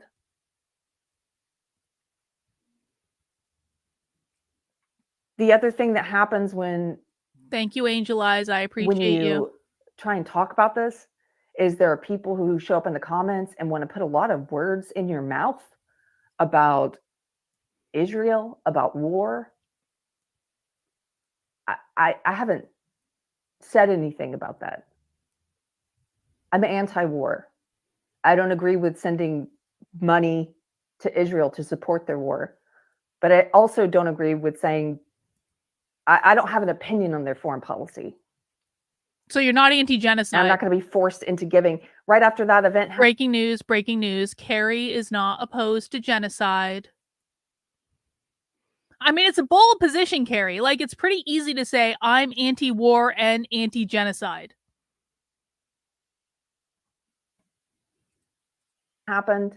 I saw these people doing hot takes, giving their opinion on what the foreign policy should be there in response to that horrible terrorist attack, what should be done there. I kept my mouth shut because I didn't know enough to have an opinion on it. But I see all these people online like spouting off immediately. One of those people was this Nick Fuentes guy. And I did see a rise in actual anti-Semitism since then, online. I've seen it in my comments. Did Keri actually watch any of Nick's shows around that time? Because Nick didn't actually say anything that was anti-Semitic during that time. I'm sorry, he just didn't. He called for peace. It was shocking to me too. I didn't expect it. But all she has to do is go back and watch his shows. They were nuanced. They weren't hateful. You can disagree with the guy on many, many, many things, but this is just fact. Facts don't care about your feelings, Keri. So I'm saying it now.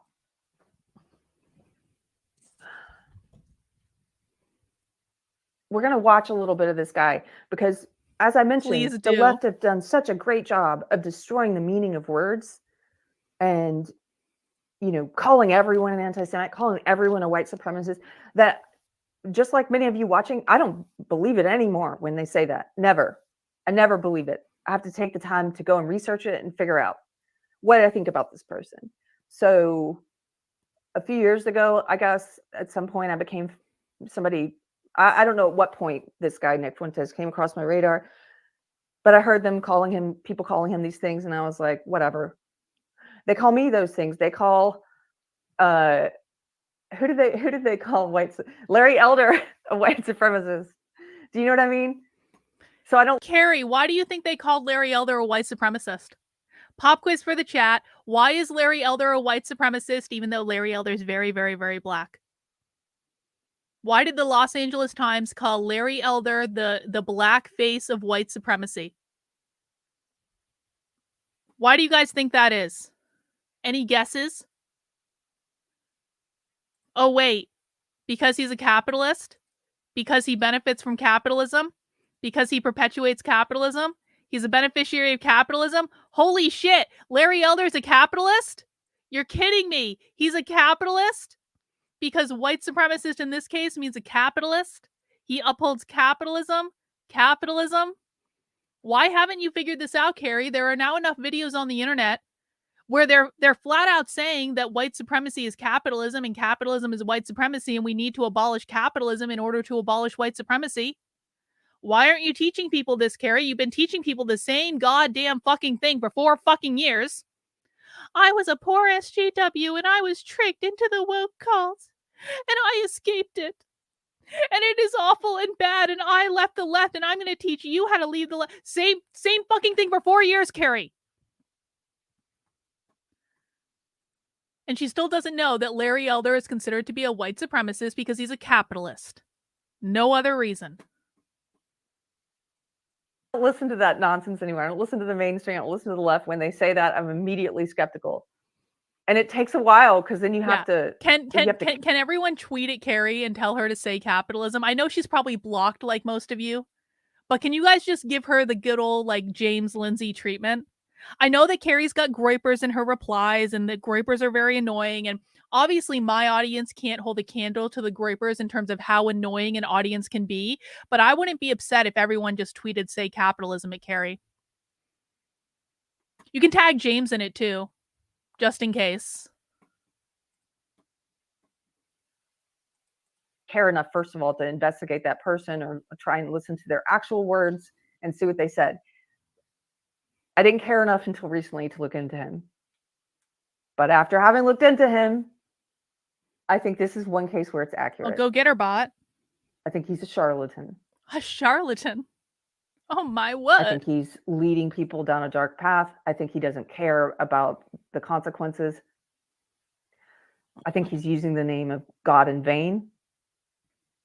I think he's a false prophet. I think he's a wolf in shepherd's clothing. And I understand his appeal, just like Andrew Tate, because he says a lot of things that are true.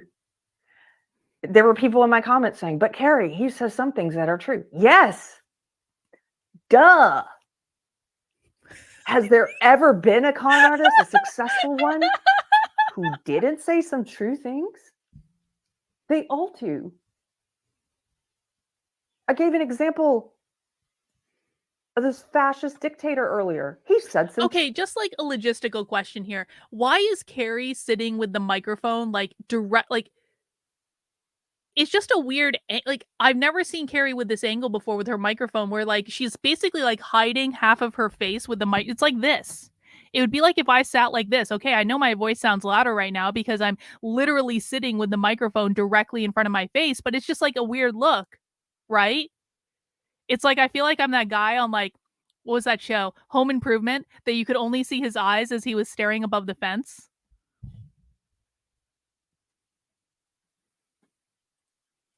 True things.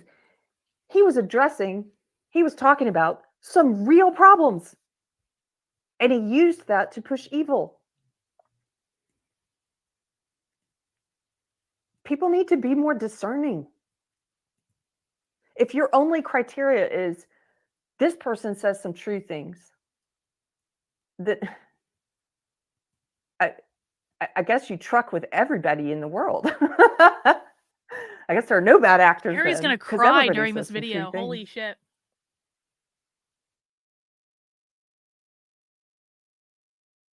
I'm going to show you some of the stuff that I watched. Let's do it, girl.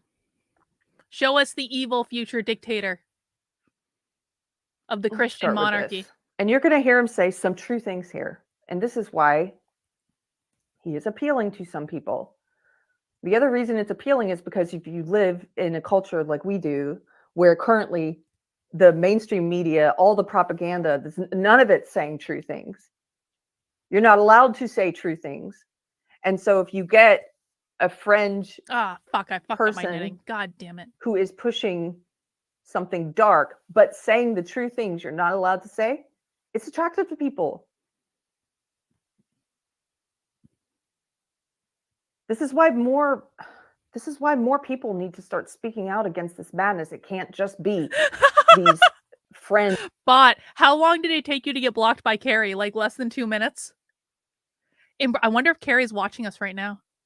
I wonder if Keri's minions are watching us right now. Keri is probably preparing a whole Twitter thread about me where she's like, Carly did a whole stream about me. Where? 60 seconds. Impressive work, Keri. Impressive work. Evil people saying true things. If you're somewhere in the middle, you know, I've talked about this before. I understand your fear about speaking up against social justice, against woke ideology, against the current day belief system. I understand your fear, but you have to learn how to get through that fear and get past it. You're an adult. It's very important. You can't have only these kind of charlatans saying true stuff and peppering it amongst their BS. We should have had a game where I drank every time Keri said charlatan. You know who else said true things? A lot of true things. The Unabomber. He said a lot of true things. Yes, he did. The Unabomber was based. What did he mix in with true things? To be really clear, I'm not supporting the whole bombing thing. That's a violation of the non-aggression principle. We don't bomb people. But the Unabomber manifesto is based. His solution was to kill people. Well, that wasn't actually his solution. That was... There have to be people of good character saying true things. So that people of bad character... That was just something he did. Saying true things are not as appealing. Okay, so here.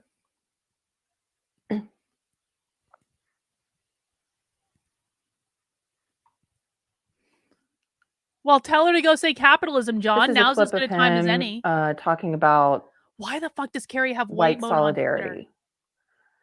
Terrorism. I'm going to pause it and comment on it a little bit. And again, you're going to hear some things that are true. And some things that are very bad ideas. Whites are becoming a minority in a country that is increasingly militantly hostile and unfriendly. And what we need is for white people to show solidarity in resisting this. And we're not the only ones. I mean, let me stop there. Let me just stop there. We need people to show solidarity in resisting this.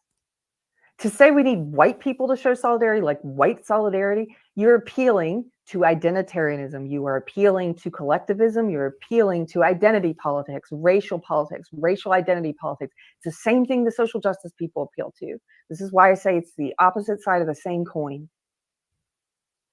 We need all people to show solidarity against this. I am a Christian. My brothers and sisters are fellow Christians. It's not white people. It's not women. It's not my identity groups. My identity is... Keri, why are you so bigoted against anyone that's not a Christian? Why do you hate non-Christian? You don't consider non-Christians to be your brothers and sisters? Is that what Jesus would have wanted, Keri? Really? In Christ. What this guy is saying is your identity is in your race. You need solidarity with your race. No.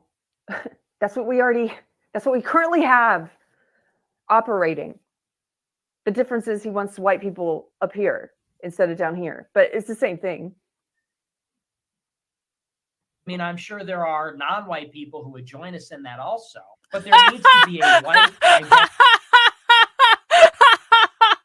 Fucking Nick literally just said what Keri just got finished demanding that Nick say. That was just beautiful. Is Keri going to acknowledge that Nick literally just said what she demanded he say? Where he was like, white people need to have solidarity with other white people. And then Keri was like, everyone needs to have solidarity. Nick, everyone. And then Nick was like, I'm sure non-white people could have solidarity with us too. Let's just watch that last part. Let's just watch that again. That was fucking beautiful. Operating. The difference is he wants white people up here instead of down here, but it's the same thing. It's like Nick was a I mean, prophet. I'm sure there are non-white people who would join us in that also, but there needs to be a white Nothing from identity Keri. politics. Nothing in the from Keri world to in the acknowledge it. face of this. And it's not enough to say as a white person that we want everybody. No, we just want everybody to be equal. White people must demand civil rights. Well, he has the mustache again. I agree. I think Nick looks good with the mustache. I think he looks cute with the mustache. He was wearing a good tie last night too. It didn't look like his dad's ties or anything. And protections for our people. And we need to demand that we close Our people. Again, his use of language. My people are not white people. It's so dumb. My people are my brothers and sisters in Christ. On a more local level, my people are my community. My people are my church. My people are my family and friends. I don't find my sense of identity, my sense of my people, in my race. You're doing the same thing that the social justice people do. You're pushing the same belief system, just the flip side of it. Just different arrangement of the identity groups, but it's the same thing. close our borders and shore up the demographics of white countries. Because I've seen the alternative. I've seen these guys like Tucker Carlson say the white identity politics is evil, and it's just as evil as black identity and all this other. It is. I don't have pride or shame in anything white people have done. I don't have shame that the social justice people want me to have, you know, the ones who run around saying you're white privilege and that somehow you need to pay for the sins of. Okay, like, I think I've been pretty clear about the idea that I don't think the whole white identity thing is really the most productive argument to take by any stretch of the imagination. I've been pretty clear that I think that every time the left says whiteness or white supremacy, they really mean capitalism because it's a reference to private property ownership. I won't go over that again. We already talked about it earlier. I don't usually ascribe to any of this, but why is every other group allowed to see themselves as an identity except for white people? I mean, I do think it's a valid question. Why are Jews allowed to have an entire fucking country that is built around being one identity, and you're not allowed to be a citizen of that country unless you are part of that identity? Why is that allowed? But we're not allowed to do it. I mean, again, like, you have to decide what's important, and I don't particularly think the white identity stuff is the best argument to make. But to say that it's inherently bad, I mean, even Vivek Ramaswamy acknowledged the Great Replacement during the Republican presidential debates. It's not as though this is a mystery. This is just a demographic reality. And again, I would argue that I don't think replacing white people is actually the goal of the left. I think it's just an outcome of what they're doing. But that doesn't mean it's not real. And so why can't people be concerned about that without being vilified by the conservative right? She's comparing two completely different things. I mean, Keri doesn't really understand the left. Keri can complain about, I came from the left and I was part of the social justice cult and blah, blah, blah, blah. She can cry on video as much as she likes. Keri doesn't actually understand the ideology that she claimed to have been a part of. You guys know more about the ideology than Keri does.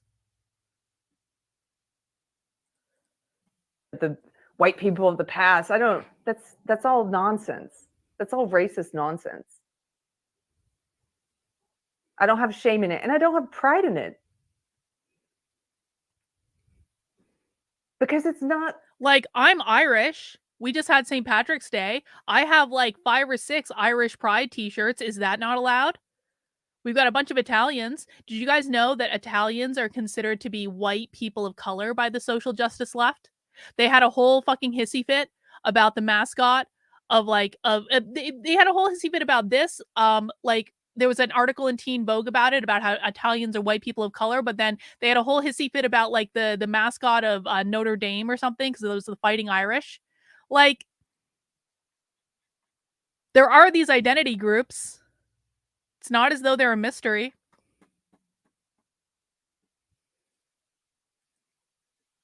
My identity is not that, it's not race.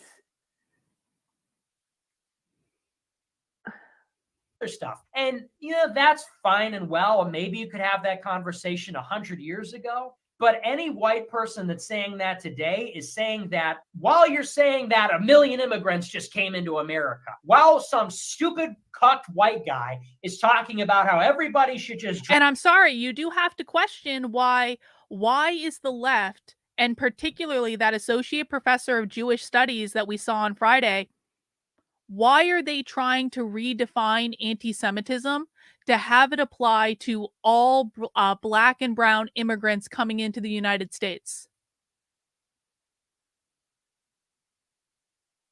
And we're not allowed to question, like, why are you literally defining anti-Semitism to everyone that isn't white?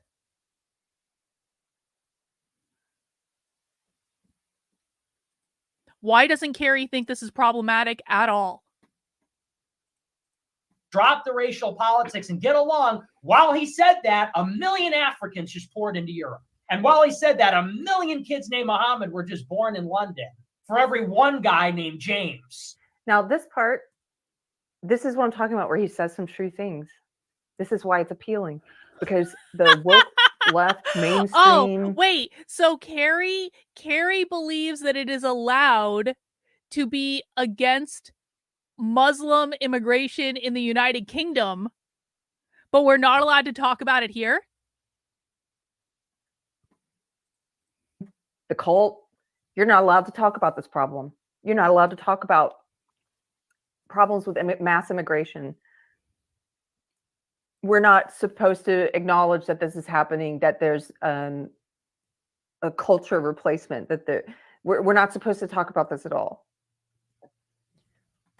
And so wait. So it's literally Keri's position that we can talk about cultural replacement in the United Kingdom, but we can't talk about it in the United States? Or else that's racist and anti-Semitic? Keri, come on.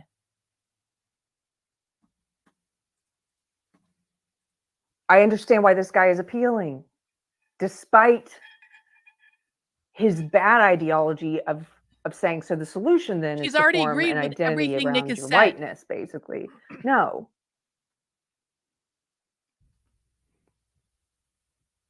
So you can say that, and that's great. Good for you. But maybe we should have had that idea before we opened the floodgates. Now they're here, and they're coming all the time. And as we speak, they're beating up on and fighting our people every day in the streets and in schools and in the boardroom and in the admissions office in college and in the bureaucracy of the government. So again, when he says our people, he means white people. Mm-hmm. He's using the same exclusionary race-based language that social justice prophets Keri, use, you literally just said that was that okay all in of the the UK. mainstream uses. You It's literally the same said that was okay. language. Just not in America. So that ship has sort of sailed. This, we all need to drop our weapons at the same time and hold hands and sing Kumbaya. That ship has sailed at the moment. And do you know why Keri is perfectly fine saying that it's acceptable to talk about these realities in the United Kingdom? Is because that is a talking point of the conservative right. That's something that is socially acceptable within their narrative. But God forbid that the same standard be applied here. We need to talk about the fact that the white genocide is occurring, and maybe that would be one thing by itself, but it's occurring in an environment that is hostile towards white people. Whites are becoming a minority in a country that is. Okay, here's some more like truth and BS all intermingled. Genocide is a word that is also starting to lose meaning because of the way it's being abused and misused, just like There it harm, is. just like There woman, it just like is. liberal, just like There it racist. is. By calling what's going on in Palestine a genocide, you're really watering down the meaning of the term genocide, okay? This is why Keri couldn't say she was anti-genocide earlier. Because Keri just, we're just, that would be watering down the meaning of the word. There's only one genocide, and that was the Holocaust, and that's the only genocide that we're ever supposed to be against ever in the history of ever. Just like sexist, just like anti-Semite. This word, genocide, has very specific meaning, and you are belittling that meaning by using it in this way. If he's talking about demographics changing, yes, they are changing. Do I feel some? Am I worried about losing what percentage of the population is white? No, again, because my identity is not in whiteness. Am I worried about losing what percentage of the population has Western values? Yes, I am very worried about that. What does Western values mean, Keri? I'm very worried. What does that about mean? The cultural shifts. I'm very worried about the shift in values. Yes. Has no And definition. he's blending that in, just like the woke do, with white identity, Western values and white identity, putting it together. The woke do the same thing when they talk about whiteness, and then they mention Western values. No, He's doing wrong, the same thing. wrong, Keri. When the fuck do the woke ever mention Western values? Do we ever see the woke saying whiteness, Western values? We watch dozens of hours of their bullshit every single week. Have we ever heard the fucking socialists say that whiteness means Western values? No. They don't say that, Keri. No. They never say Western values. Because whiteness means capitalism, bitch. God damn it. This is why the conservative right is completely unhinged from reality. They don't actually listen to anyone that they're talking about. Increasingly militantly hostile and unfriendly. Okay. I've got another one here I wanted to share. I think it's this one. Yeah, it's this one. Here we go. Candace Owens thing, I think it's amazing. I think it's awesome. And when you see these Gentiles, the Gentiles are waking up. Guys like Alex Jones saying, stop calling me an anti-Semite. Charlie Kirk, you're calling me an anti-Semite, you lose a very powerful ally for Israel. Whoa, look at the balls on this one. Thomas Massey going after AIPAC. Never thought I'd see that coming. And why isn't Keri showing the accounts that are posting these clips? Keri could have had all this stuff. She could be showing the accounts that are posting these things on Twitter. Do you want to know why? It's probably like Right Wing Watch or like Media Matters or some shit like that. Keri is using clips cut out of context posted on leftist accounts. And she's not showing the accounts because she doesn't want you to know what she's doing. Candace Owens and Matt Walsh staging a little revolt at Daily Wire, a little truth revolt. Sorry, this is not the one about white identity that I thought it was. Oh, Jaden. Not the port. Oh, this is the one. Okay, maybe. Okay, these are Groyper accounts, This is legitimately. the one. I was wrong. Again, These are Groyper this accounts. is, if you're I'll not say when familiar I'm with this wrong. guy, this is to show you why he's appealing, because he's going to say some things that are true mixed in with the BS. Here we go. This is a little picture of our future as white people. Apply to get into a great university. Bad time. Didn't get in. Yeah, well, time. there's just not enough seats to go around. And anyway, white people were racist at one point. So, oh, you applied to university and got in? Well, you don't get any student loan money. We ran out of it. Gave it all to black people and women. It's certainly unfortunate, but there's just not enough money to go around. Sorry. This is all true. This is all happening or will be happening, the stuff he's predicting, the stuff he's saying. And again, It's appealing to people because the woke left mainstream does not allow for anyone to speak this truth. They push propaganda saying it's not happening. They push gaslighting propaganda constantly saying, denying the fact that a big part of social justice ideology is racism against white people.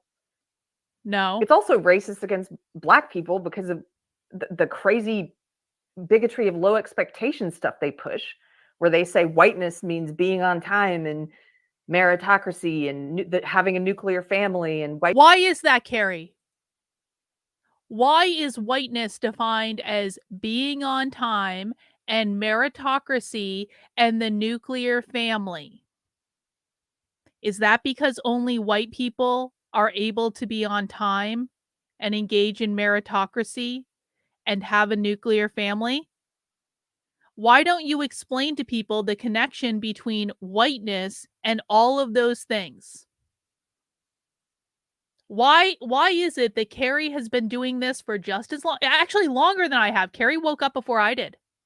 I started waking up like 2019. She's been in this game for longer than I have. Keri has all these famous influencer friends. She's best friends with James Lindsay. Surely she can explain to her audience that this is not about skin color, it's about capitalism, and that being on time and meritocracy and the nuclear family are all elements that uphold capitalism. Whiteness means it's racist against everyone in different ways, but it's racist against everyone. But you're not allowed to say that.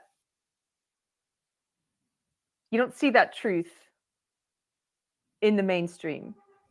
And so you got a guy like this on the fringe who's pushing white identity politics. Fucked up my knitting. It. God damn it.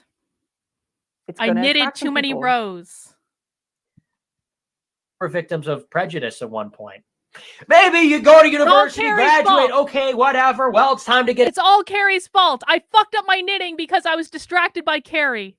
Now I have to take out 2 rows. A job. You're out of luck. If you're a white applicant, we're already done taking applications. We had 10 spots, and they've all been filled by Black people today. Your application wasn't processed because you weren't a priority group, because you were white. And you're not a socially disadvantaged. Hey, you're not a socially disadvantaged person. You're white. You didn't get into college. You didn't get student aid. And now you won't get this job. Why? Because you're not socially disadvantaged, because you're white. Certainly unfortunate, but there's not enough jobs to go around. Maybe you get the job. Yeah, well, you're not going to get the promotion. You're not going to get the mentorship because, well, it may be unfortunate, but these poor Black people were the victims of racism at one point. So.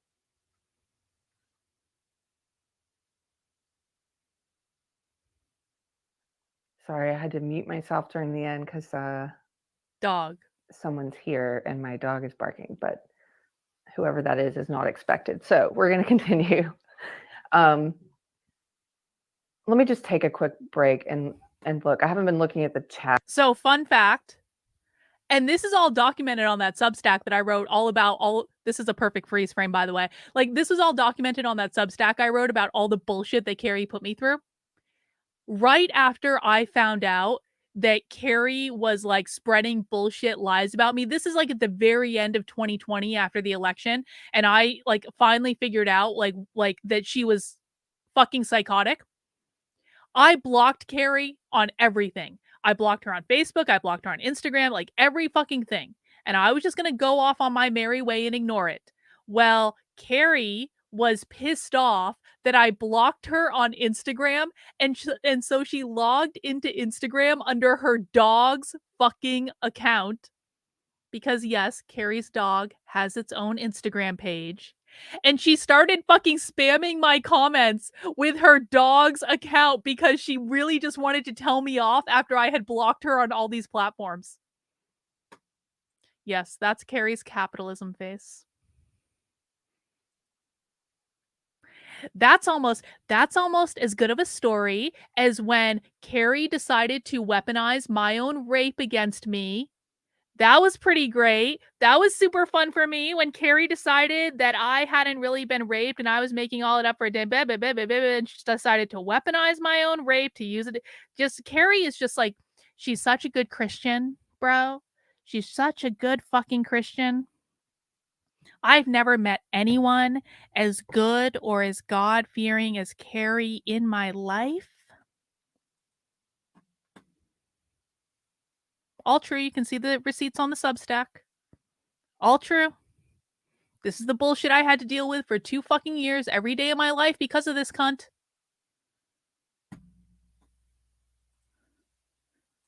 Because I've been trying to just articulate this well and be careful with how I'm saying it so that I'm not misunderstood, so that people are hearing what I'm saying. And that's hard to do if you're paying attention to chat, but I appreciate you guys. Fernando for 249. Thank you, Fernando. Says, I can't be with y'all now, just saying hi. Well, hello to you. Good to see you again. Our friend from Germany. Bulk Squat Thrust for $5. Thank you for the super chat. Says, many on what is the quote dissident right decided to just lean into the labels since the left uses it 24/7, 365. It's all awful. Yes. This is why psychologically I think it's appealing, and this is why I say the woke left is they're creating this boogeyman they want. They've been trying to sell us on this boogeyman that is white supremacist culture and there's white supremacists marching in the street, man, and they want that to be true. And they're fueling it. They're creating it. Because they use those labels 24/7, they use it incorrectly. You're going to be called that anyway. It's pushing people right there. It is. I absolutely agree. Thank you for the super chat. You know what would make my chat even more better than Keri's chat? If you guys sent me in a ton of super chats, and they can even be small super chats. I'm just saying that, like, if I got a ton of super chats on this stream for covering this and exposing Keri's bullshit, like, that would make Keri so happy. And I think it would just make my chat look so much better than Keri's chat, because you guys are willing to, put up with the super chats to support the work I'm doing, which is, I mean, like, let's just be honest, it's fucking way better than Keri's. My stuff is like light. Are you guys more grateful for my streams now that you've watched Keri for a little while? Like, I don't have to do that. I could be an organizational psychologist right now. I don't have to spend my days with socialism with you. I'm just saying that my chat's better, and my chat can prove how much better they are by sending in some super chats and telling Keri off in the super chats. If you want to, no pressure. Clem62 for 2 Canadian buckaroos. Hello, Clem. He says, you're very much appreciated, Keri. Well, thank you. You're very much appreciated. I appreciate you guys hanging with me while trying to talk about this. Miles Chang says, yeah, there is truth, but he also makes a victim group the same way the blacks have become. Yes, I appreciate it. Because he's selling this identity politics, this idea that you should find your identity in your race or your sex. It's the same thing. Awesome one. Deviate from the word of God and we get our current chaos. I agree with you. As a Christian, I agree with you.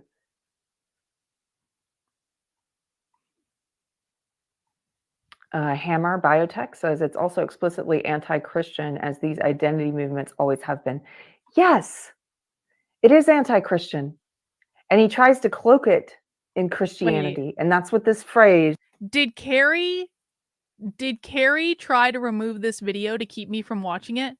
Can you guys find it on her channel? This was yesterday, so this wasn't like that long ago. Dragon Tail, thank you for the super chat. 1 for our awesome chat. 2 for not subjecting us to the loss of brain cells via Keri ever again. Is this better or worse than the Whatever podcast? I kind of think this is like just slightly better than the Whatever podcast, because I feel like I have more fodder just because of how much I loathe this woman. And the Whatever podcast is just ridiculous on many levels. Is this this meme that's been going around is an attempt to do the Christ is King meme with all the people in his audience, I guess, Nick Fuentes' audience, all these groypers, anti-Semites. Wait, are you serious? Keri literally took down the fucking video? Hang on, I'm gonna check that real quick. Nick says, our chat is the fucking best. Suck a big fat one, Keri. Exactly. Let me just look at Keri's Twitter page real quick and see if I can find this video. Hang on. Hang on.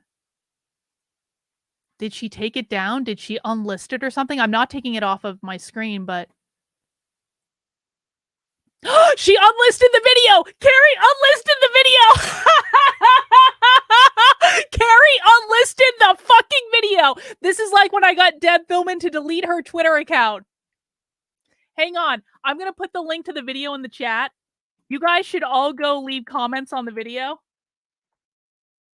Here's the unlisted video. There you go. It's in the chat. I'll pin it to the top. Just in case anyone wants to leave comments on it. Both Deb and Keri hate capitalism. True. Mm-hmm. Yep. Mm-hmm. Yep. They've got a lot to say, don't they? They've got a lot to say until someone does a reaction video. Why are they all so afraid of me? I'm just a woman in New Hampshire knitting on the internet. I don't know what all the fuss is about. With this SC, I hereby declare that I have given Carlin more money than Tim Pool, Daily Wire, Blaze, and Crowder combined. By far the best chat of them all. And the whatever podcast is drama porn. But is it drama porn? Is it really? Really? Thank you. Tin says, much better than the whatever podcast. Granted, my brain cells are still making bath toast listening to her. Yeah. We're almost done. It's okay. How much time do we have left? Hang on. There's still like 20 minutes of this fucking video. All right, whatever. Using it is... Oh, wait, I got a super chat from Sin. Hang on. Sin and Milo. What are you afraid of, Keri? What is she afraid of indeed? Why is Keri so afraid of people seeing her amazing video exposing Nick Fuentes as a white supremacist neo-Nazi? Isn't she proud of the content she's... Keri, I don't unlist videos on my channel unless there's like a damn good fucking reason for it. I don't know why you aren't proud of your content, Keri. It eludes me. Milo says, it's not skin color, Keri, it's capitalism. Say capitalism, bitch. Rottweiler says, people like Keri is why shampoo bottles haven't... That's a little mean, Rottweiler. Come on. Thanks for being a member of the channel for 2 months, Alex. Whatever is also... Well... Porn is gross. I don't know why you got... Morgan! It's so good to see you, Morgan. Thank you. I appreciate you.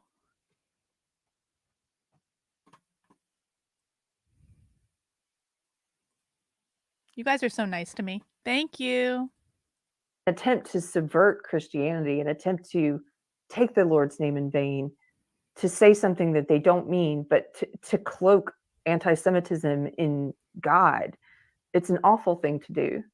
When I talked about this, there were people, as I mentioned, who were hearing things I didn't say, which I addressed, but also people who were asking questions like, are you saying I can't say Christ is King? No, I'm not saying that at all. I believe Christ is King. I also believe Black Lives Matter.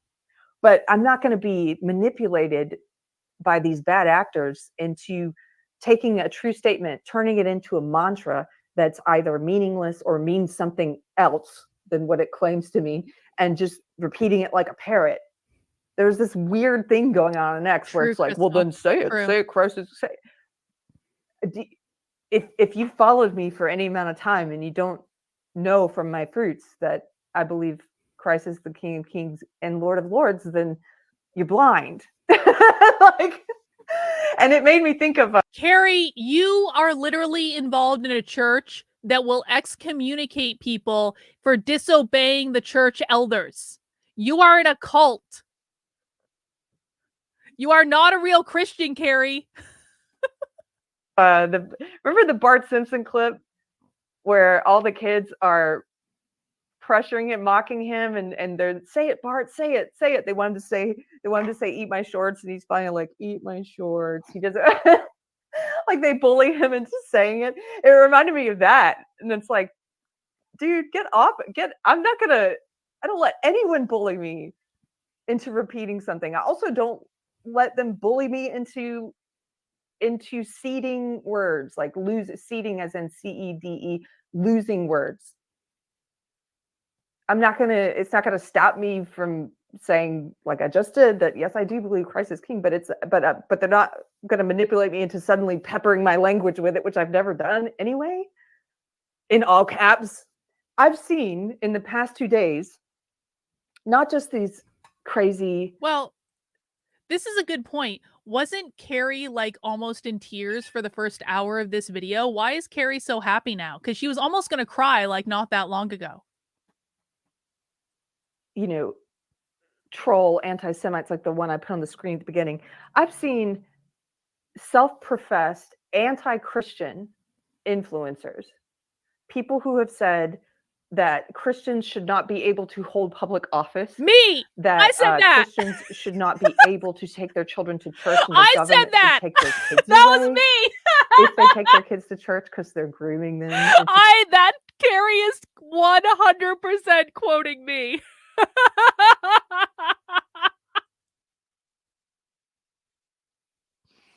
I absolutely tweeted that I said that that no one should be allowed to bring children to church under the age of 18 because it was grooming and indoctrination. I wouldn't say I'm an influencer though. Elin says, well, I owe definitely you anyway for being right. Sorry for the delay and sorry for not more funds today. Thank you for your hard work and your base call. Hey, I appreciate it. Thank you so much. I'm telling you, Keri is obsessed with me. Listen, bro, like you don't write an essay about how Keri literally wrote an entire fucking essay about how I'm her abusive mother. And this was years ago. And she is still obsessed with me today. I did something to tweak this woman good, and I don't even know exactly what it was. This is a mystery that will haunt me for all time. What the fuck did I do to this bitch to break her so severely that she has been obsessed with me for fucking years? And of course, she's going to go, Carlin's streaming about me, which proves that she is actually the one obsessed with me, and baby, like, whatever. This is just good fun. Christianity. People who have said they hate Christians so much they would rather live in a Marxist world than in a Christian world. Also me. I have seen these self-professed anti-Christians suddenly posting in all caps, Christ is king, Christ is king. Wait until Keri discovers Adam Green. She's really going to be talking about fucking anti-Christian then when she discovers Adam Green. Which tells you everything you need to know about what it means to some of the people saying it, which is nothing, or which is screw the Jews. It's very easy to tell who is a bad actor who's saying it and who's an actual Christian. And so just be aware, just be discerning, that's all. Keri, I will have you know that Jesus Christ is an ascended master in my spiritual belief system. I'm allowed to say Christ is king. I don't believe that Jesus Christ was nothing. I believe it was like a real thing, yo. You can call me a false prophet all you want. I don't really care. I don't think you should stop saying anything. I also don't think you should allow manipulators to coerce you into taking a truth and spitting it out like a mantra that means something else. So just be discerning. Follow people like Keri and James. I hope just this makes be sense. Discerning. If you have questions, if I'm not articulating this well, feel free to ask me. And if you disagree, feel free to let me know below. Oh, we will, Keri. We will. On the unlisted video. Therese, imagine hate watching a stream and arguing with people instead of just watching something you agree with. Oh, are people doing that? I haven't been paying attention, so thanks for watching. Thanks for watching. Okay, I've got a couple more here. So I showed you some of those clips. I've got a couple more clips of the Nick Fuentes guy because, like I said, it took me a while to actually do my research and figure out what I thought about him and whether this characterization of him was accurate. I do think in his case, one of the few people I've ever looked into, I do think it's accurate. Most of the time when the media says that about someone, it's not true. So I understand being skeptical. If you have not looked into him yet yourself, here's another clip. This is where I guess he was debating. There are now a metric ton of comments on Keri's video demanding she say capitalism. And I just want to say, I really appreciate you all. Thank you for your service. Debating Alex Jones, and they were or having a He's gonna be conversation so with him. pissed. And they started talking about Hitler. Here we go. You actually admire. I watched the whole thing. I mean, I watched it on Sorry, there's a couple. I think these are leftists. This is on their show. We're just gonna. I'm not sure who these That people wasn't are, even a but good debate. we're gonna get to the clip. double speed, but I watched the whole thing. Yeah. Anyway, let's take a look at the video and then we'll react. Let's just get the Hitler thing out of the way. Do you actually admire Adolf Hitler? In some ways, yes. And I'm not a national socialist, and I'm not I wouldn't identify that way because I'm a Christian. So I'm not any kind of a socialist or a fascist. I like Ye believe we should have a Christian government. It's a Christian country. God runs the world. We should have a government in accordance with that. But honestly, I don't share this histrionic Jewish view that Hitler is this exceptionally boogeyman, evil figure. The 20th century is full of violence. The 20th century is full of authoritarian ideologies run rampant, and that's a product of modernism and liberalism and all kinds of trends. But this idea that my life is in any way impacted by Hitler, I have a lot more animosity for the ADL. I have a lot more animosity. Now, this is weird because he asked him, "Do you admire Hitler?" And the dude says, "Yes." In some ways, yes. And then he just sort of changes the subject and says, he's not the boogeyman they've created, but there are lots of boogeymen in history. And then he starts talking about, well, isn't that true? Isn't that true? Are you going to demand he denounce every single person in history? Thank you, Human Centipede. I appreciate you. how because Hitler is not impacting his life. Of course he's not. He's not impacting my life either, other than the fact that morons like you are having some sort of influence on the fringe of society that concerns me about decades to come. And speaking about him in this way of like, yes, I admire some things about him. He doesn't really get back to what he admires about him. I'm going to show you this one now. This was from it's a little tiny video. I'm going to apologize. You can't really see it, but you can hear him. This was from the Kanye West forum on Reddit. Somebody shared this. They were like, who is this guy? Is this the guy that, Kanye's been hanging out? Is anyone else having trouble with the sound? Bot is saying she can't hear. Can you guys... I didn't change anything, so everyone should... Oh, you didn't mean the stream. Okay. Out with and... Oh, you just mean she's boring. All right. Thank you, and Bot. they put Appreciate this it. clip up. Let's see if you can hear this. Former President No, that's very low. Former President Donald Trump, who announced his latest bid for the White House earlier this month, was joined at a dinner last week at Mar-a-Lago by Nick Fuentes. Maybe just get rid of Congress altogether after that happens. Anything but Here's that. the pathway. We have one more election where white people can make the decision. But white people got to make the right decision, and then Trump's got to get in there and never. Why is I don't big believe timing? in democracy. I do not believe in universal suffrage. Democracy sucks. I don't support women's rights. I don't Well. support LGBT rights. I believe in race and gender essentialism. I'm Catholic. I'm a Catholic reactionary. I believe that organized Jewry is extremely influential in the United States. We need to go back to burning women alive more. The Jews had better start being nice to people like us. Because Does anyone actually think that that's a serious proposal that's going to happen? what comes out of this is going to be a lot uglier and a lot worse for them than anything that's being said on this show or has been said on this show. These left-wing people in their... I mean, he's telling you right there what he would like to see, which is this one possibility that I fear for the future. It's going to be a lot worse for you, Jewish people, when we take power. Okay. Yeah. He's literally just saying for he people wants who a haven't Christian seen this kind of government. stuff. Yeah. Whoa. It is crazy, right?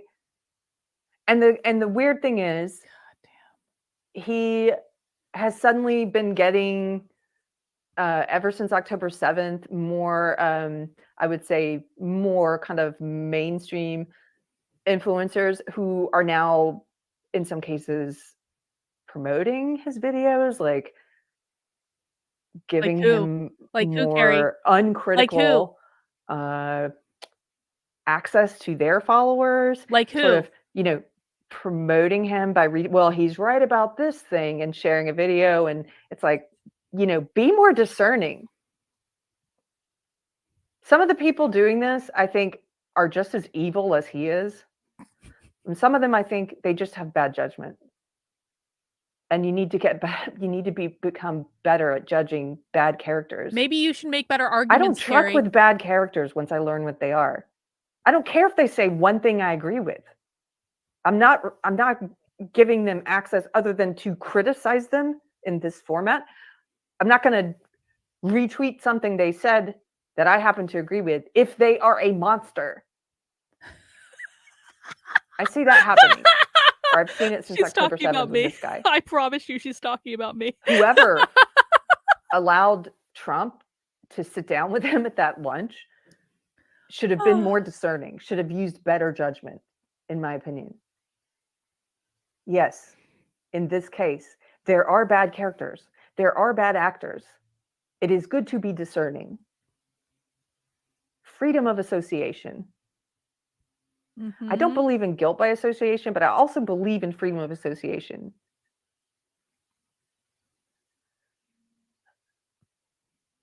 I'm going to continue this clip. Their heart of hearts, they know they're wrong because, they know that Black people are violent. I will say, hey, Black people are violent. And then they'll go, I bet you wouldn't say that in front of a Black person. Why? Because they're a thug that'll hit me. Hitler was a German statesman. Not even joking this much. I would prefer Taliban rule in America to this. You want to know why? Because at least if Black people were fighting at the airport, they would get their hands cut off. He didn't invent racism, but he's certainly given a voice to it. And I don't know why this person included a clip of AOC there talking at the end, talking about Trump. She's not talking about Nick Fuentes. Actually, I do know why, because they're trying desperately currently to tie MAGA and to tie Trump and to tie the whole of the Republican Party and all conservatives to freaks like Nick Fuentes. And actually, when I was looking for videos about this guy to try and make up my mind about him, I found a lot of main. Keri, why didn't you just go directly and watch his full shows? Why are you searching for clips that you know are going to be cut out of context, done in bad faith, to make him look as evil as possible on the internet? Why don't you go just watch his show? Why don't you go back? If you want to know Nick Fuentes' position and why he got more popular after October 7th, why don't you go back and watch the full shows that he did after October 7th? Because Keri, you're convinced that he's like this raging anti-Semite and he's evil and he's the next goddamn Hitler and all that shit. Then don't you want to see what he said after October 7th? Because really, he should have been peak anti-Semite after October 7th. So why aren't you showing us that? Dude does a show almost every night except when he falls asleep or forgets or just doesn't feel like it. You have plenty of content that you could work with that are not things that are clipped out of context in bad faith to make him look like a monster. Well, this is exactly it. Because if you watch Nick in context, you actually find that he's not an unreasonable person. Pain in the ass? Yes. But not actually unreasonable on many things. Stream leftist social justice videos where they would show something of his and then they would show something of Trump's and try to say, see? And this is why people don't trust the mainstream media. That's why you have to go to source videos. You have to go to source material. You have to make your opinion on your own. You can't trust the mainstream media. They're freaking deceivers. And as I said earlier, most of the time when they call someone a white supremacist or an anti-Semite or a racist or a sexist or a bigot or any of these things or homophobic or transphobic, they're lying 99% of the time. It's the boy who cried wolf. Even in the articles I found about him, the leftist mainstream media, they don't quote him. So I couldn't be sure. I had to go and find the videos because they just tell you, like they do with everyone that they lie about. They just say he's a white supremacist and he's an anti-Semite, but they never give you the evidence. Keri, Nick has his own streaming platform. He has a Rumble channel. Why didn't you just go to Cozy and look at his videos there, or go to his Rumble channel?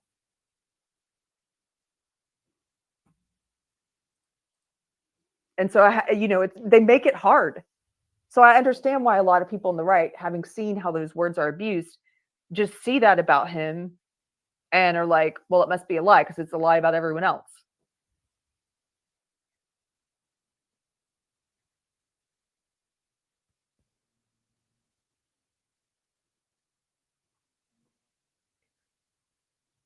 Somebody who gave the super chat earlier who said this is anti-Christian, racism is anti-Christian. It is.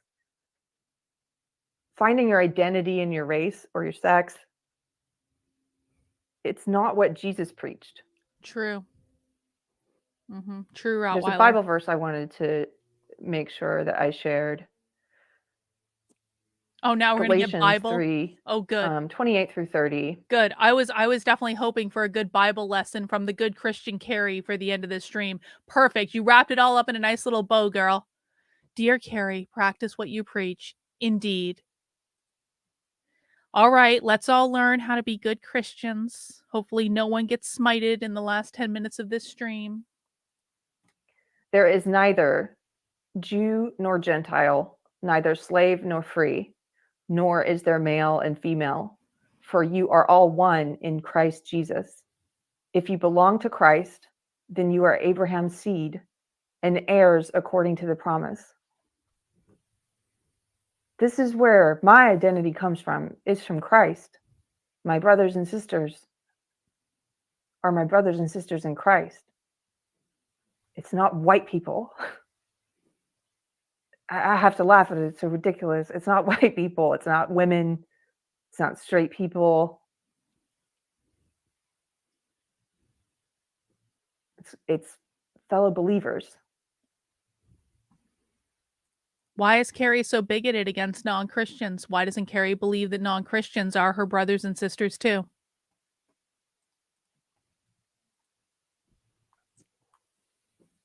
Keri, I think it's disgusting what they're trying to do. Keri is literally anti-Semitic. She is literally anti-Semitic. Keri does not believe that Jews are her brothers and sisters. We are watching a literally anti-Semitic stream right now. In fact, I would argue that what Keri just said is actually more anti-Semitic than any clip that she showed of Nick in this entire video. With the very true phrase, Christ is king. But I also think it's going to fail. I mean, well, that's probably true enough. they're true. Trying to subvert the words of our Creator Most High, who is the truth, who is the life, who is the way. They are no match for him.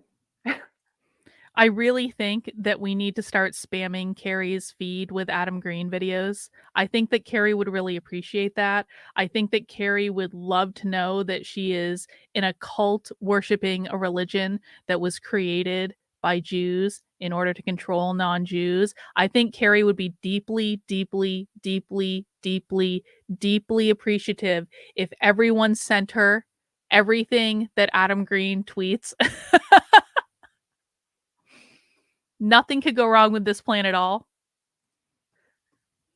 So it will fail.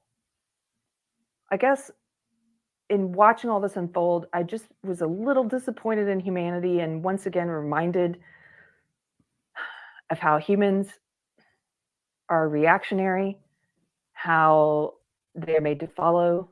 We are made to follow. I believe we are made to follow God. But how many end up following despots and The literal devil. kooks and hero worshiping humans. And I just, I was a little disappointed in humanity. So I was like, like I said, my husband and I talked about it last night for a long time and talked about what the future might hold. He also recently watched Thank you for the order in the two store. things. He's reading a book about the Person who CIA, just which ordered. is very eye-opening. And we were kind of saying, you can't trust anything, anything from our government. We'll probably never know what's going on in the world. Some people, when I was talking about this online, they said, oh, I think people like Nick Fuentes are a Fed, or, I think these are ops. And I'm like, it may be. He may be. I have no idea. But either way, the fact that people are following him with what he's saying, that's disturbing to me about the state of humanity, that there are some people, a fringe. Yes, it's disturbing to me, whether he's a Fed or not, whether any of these people get called Feds or not. But yeah, you can't trust the government. You can't trust. And so the other thing my husband recently watched was a video about nuclear war. It was an interview with the author of a book about how many times we've narrowly avoided nuclear war, about the whole process of like the state we're at now, how long it takes for nuclear warheads, how long it would take for one to reach the US, how much time you have to respond as the president. And it was very fun fact, when they war games out nuclear war, New Hampshire's like the only state that survives. We're the only state that doesn't get nuked. The rest of you are all left. I'm gonna be fine. very sobering for him, because it was a reminder that we are not in control of anything. And so, I mean, we are in control of some things. Most of those things are very close to us. Not only does New Hampshire have more machine guns per capita than any other state in the union, but we also avoid nuclear fallout. And we don't have seatbelt laws. The things that we can control ourselves. And we've nullified all federal our gun laws. behavior, the way we treat other people, how we choose to spend our time. We can control those things. Most of the other things we spend all this time arguing about, talking about, we don't have any control over. And when he was telling me about this, I remembered when I first started listening to Jordan Peterson, who helped me immensely, around 2016 or 2017. I remember he said he went through a period, maybe it was in the 80s or 90s, but I remember he said he went through a period where he just sort of became obsessed with the realization that, life could end for all of humanity very quickly because of the threat of nuclear war, and sort of just put him in this state of despair for a while. I remember him talking about that. Maybe if you're in the chat, you know which lecture I'm talking about, but I think it was an old one actually. But it made me think of that, and it also made me think about. Well, no, they're in Rhode Island. They're not here. They're just within so driving grateful distance, to which God is for so many things, for which is pursuing scary me, enough. for pursuing me despite my rebellion. But if the Thorpes were to come to New Hampshire, I have guns in the house. my anger, my running from him, because I have this beautiful sense of peace, even living in a chaotic world, that I would not have had without God. That's because you're in a cult, Keri. And You're in a cult. if you're a non-believer, you'll probably think this is the weird, sappy part of Keri's video. I don't know how to explain it, but it's this, I believe in a creator who is the Alpha and Omega, the beginning and the end of all things. And I believe our time here on earth, like when you are reminded of how quickly it could end, or when we are reminded of our mortality, or of when we think about the possibility of terrible things to come in the future, it helps put things in perspective. We are the creatures who forget. Humans Keri are. is so boring right now, but we've come this far. We're gonna finish the Cameron goddamn video. Pasha said that in Islam, in 7 more Arabic, the minutes. word for human literally means the creature that forgets. And the word God for damn. prayer literally means to remember. And I think about that a lot, because I think we are the creatures who forget. We forget every day what's most important, what's meaningful. You can get pulled in so many meaningless directions. Thank you. I do. And we forget about mortality. I think most humans spend the majority of our lives just in denial about mortality. We forget how short this experience is. And I think it just helped to put all I'm this in dying of perspective for me boredom. This again is worse yesterday, than thinking about socialism. the purpose of life, you know, But we're how almost I done. spend my time. I think it's to work to glorify God here on earth. Oh my God. I think it's to follow Seriously? God's path. I think it's the best path. You're gonna tell me that Keri is not in a cult when she's saying things on the internet like our purpose in life is to glorify God on earth. Bro. For a reason. I think and the Bible says it's a narrow path, because it's not an easy path, but it's so rewarding. You are the righteous, Keri. And it's to try and glorify God, and to interrogate yourself, and to constantly be surrendering more of yourself to God, more of your ego, more of your strongholds, more of your crutches, more of your bad behaviors. It's a continual process, and very rewarding, and it gives you a sense of peace. Keri And is in so, Heaven's Gate. Confirmed. trying to end on a somewhat positive note. Yes, it's 'cause definitely I positive did and feel, uplifting. even at the end of us talking about all of this and potentially terrible things to come in the future, I still feel joy. I still feel peace. I work on Saturdays. Saturday, I was outside a lot, and as part of my job. And here in Texas, this time of year is bluebonnet season. It's wildflower season. And Lady Bird Johnson, when Johnson was governor of All right, Texas, I'm sorry. his wife, Lady Bird Johnson. I can't take this anymore. I don't want to hear any more of Keri's uplifting story. I'm done. I can't take this anymore. I was gonna suffer because I wanted to finish my knitting, but no. I'm not hearing some fucking story about flowers in Texas and how it's our job to uplift God. I'm done. I think I've made my point here.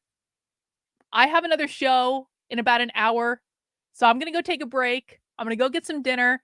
We're gonna come back at 9:30. We're gonna do psychicking with Joshua. We're gonna talk about Candace Owens and the Daily Wire and all that stuff. And we'll be taking your questions. If you want Joshua to psychic anything, you can come back at 9:30 and we'll do nothing remotely controversial.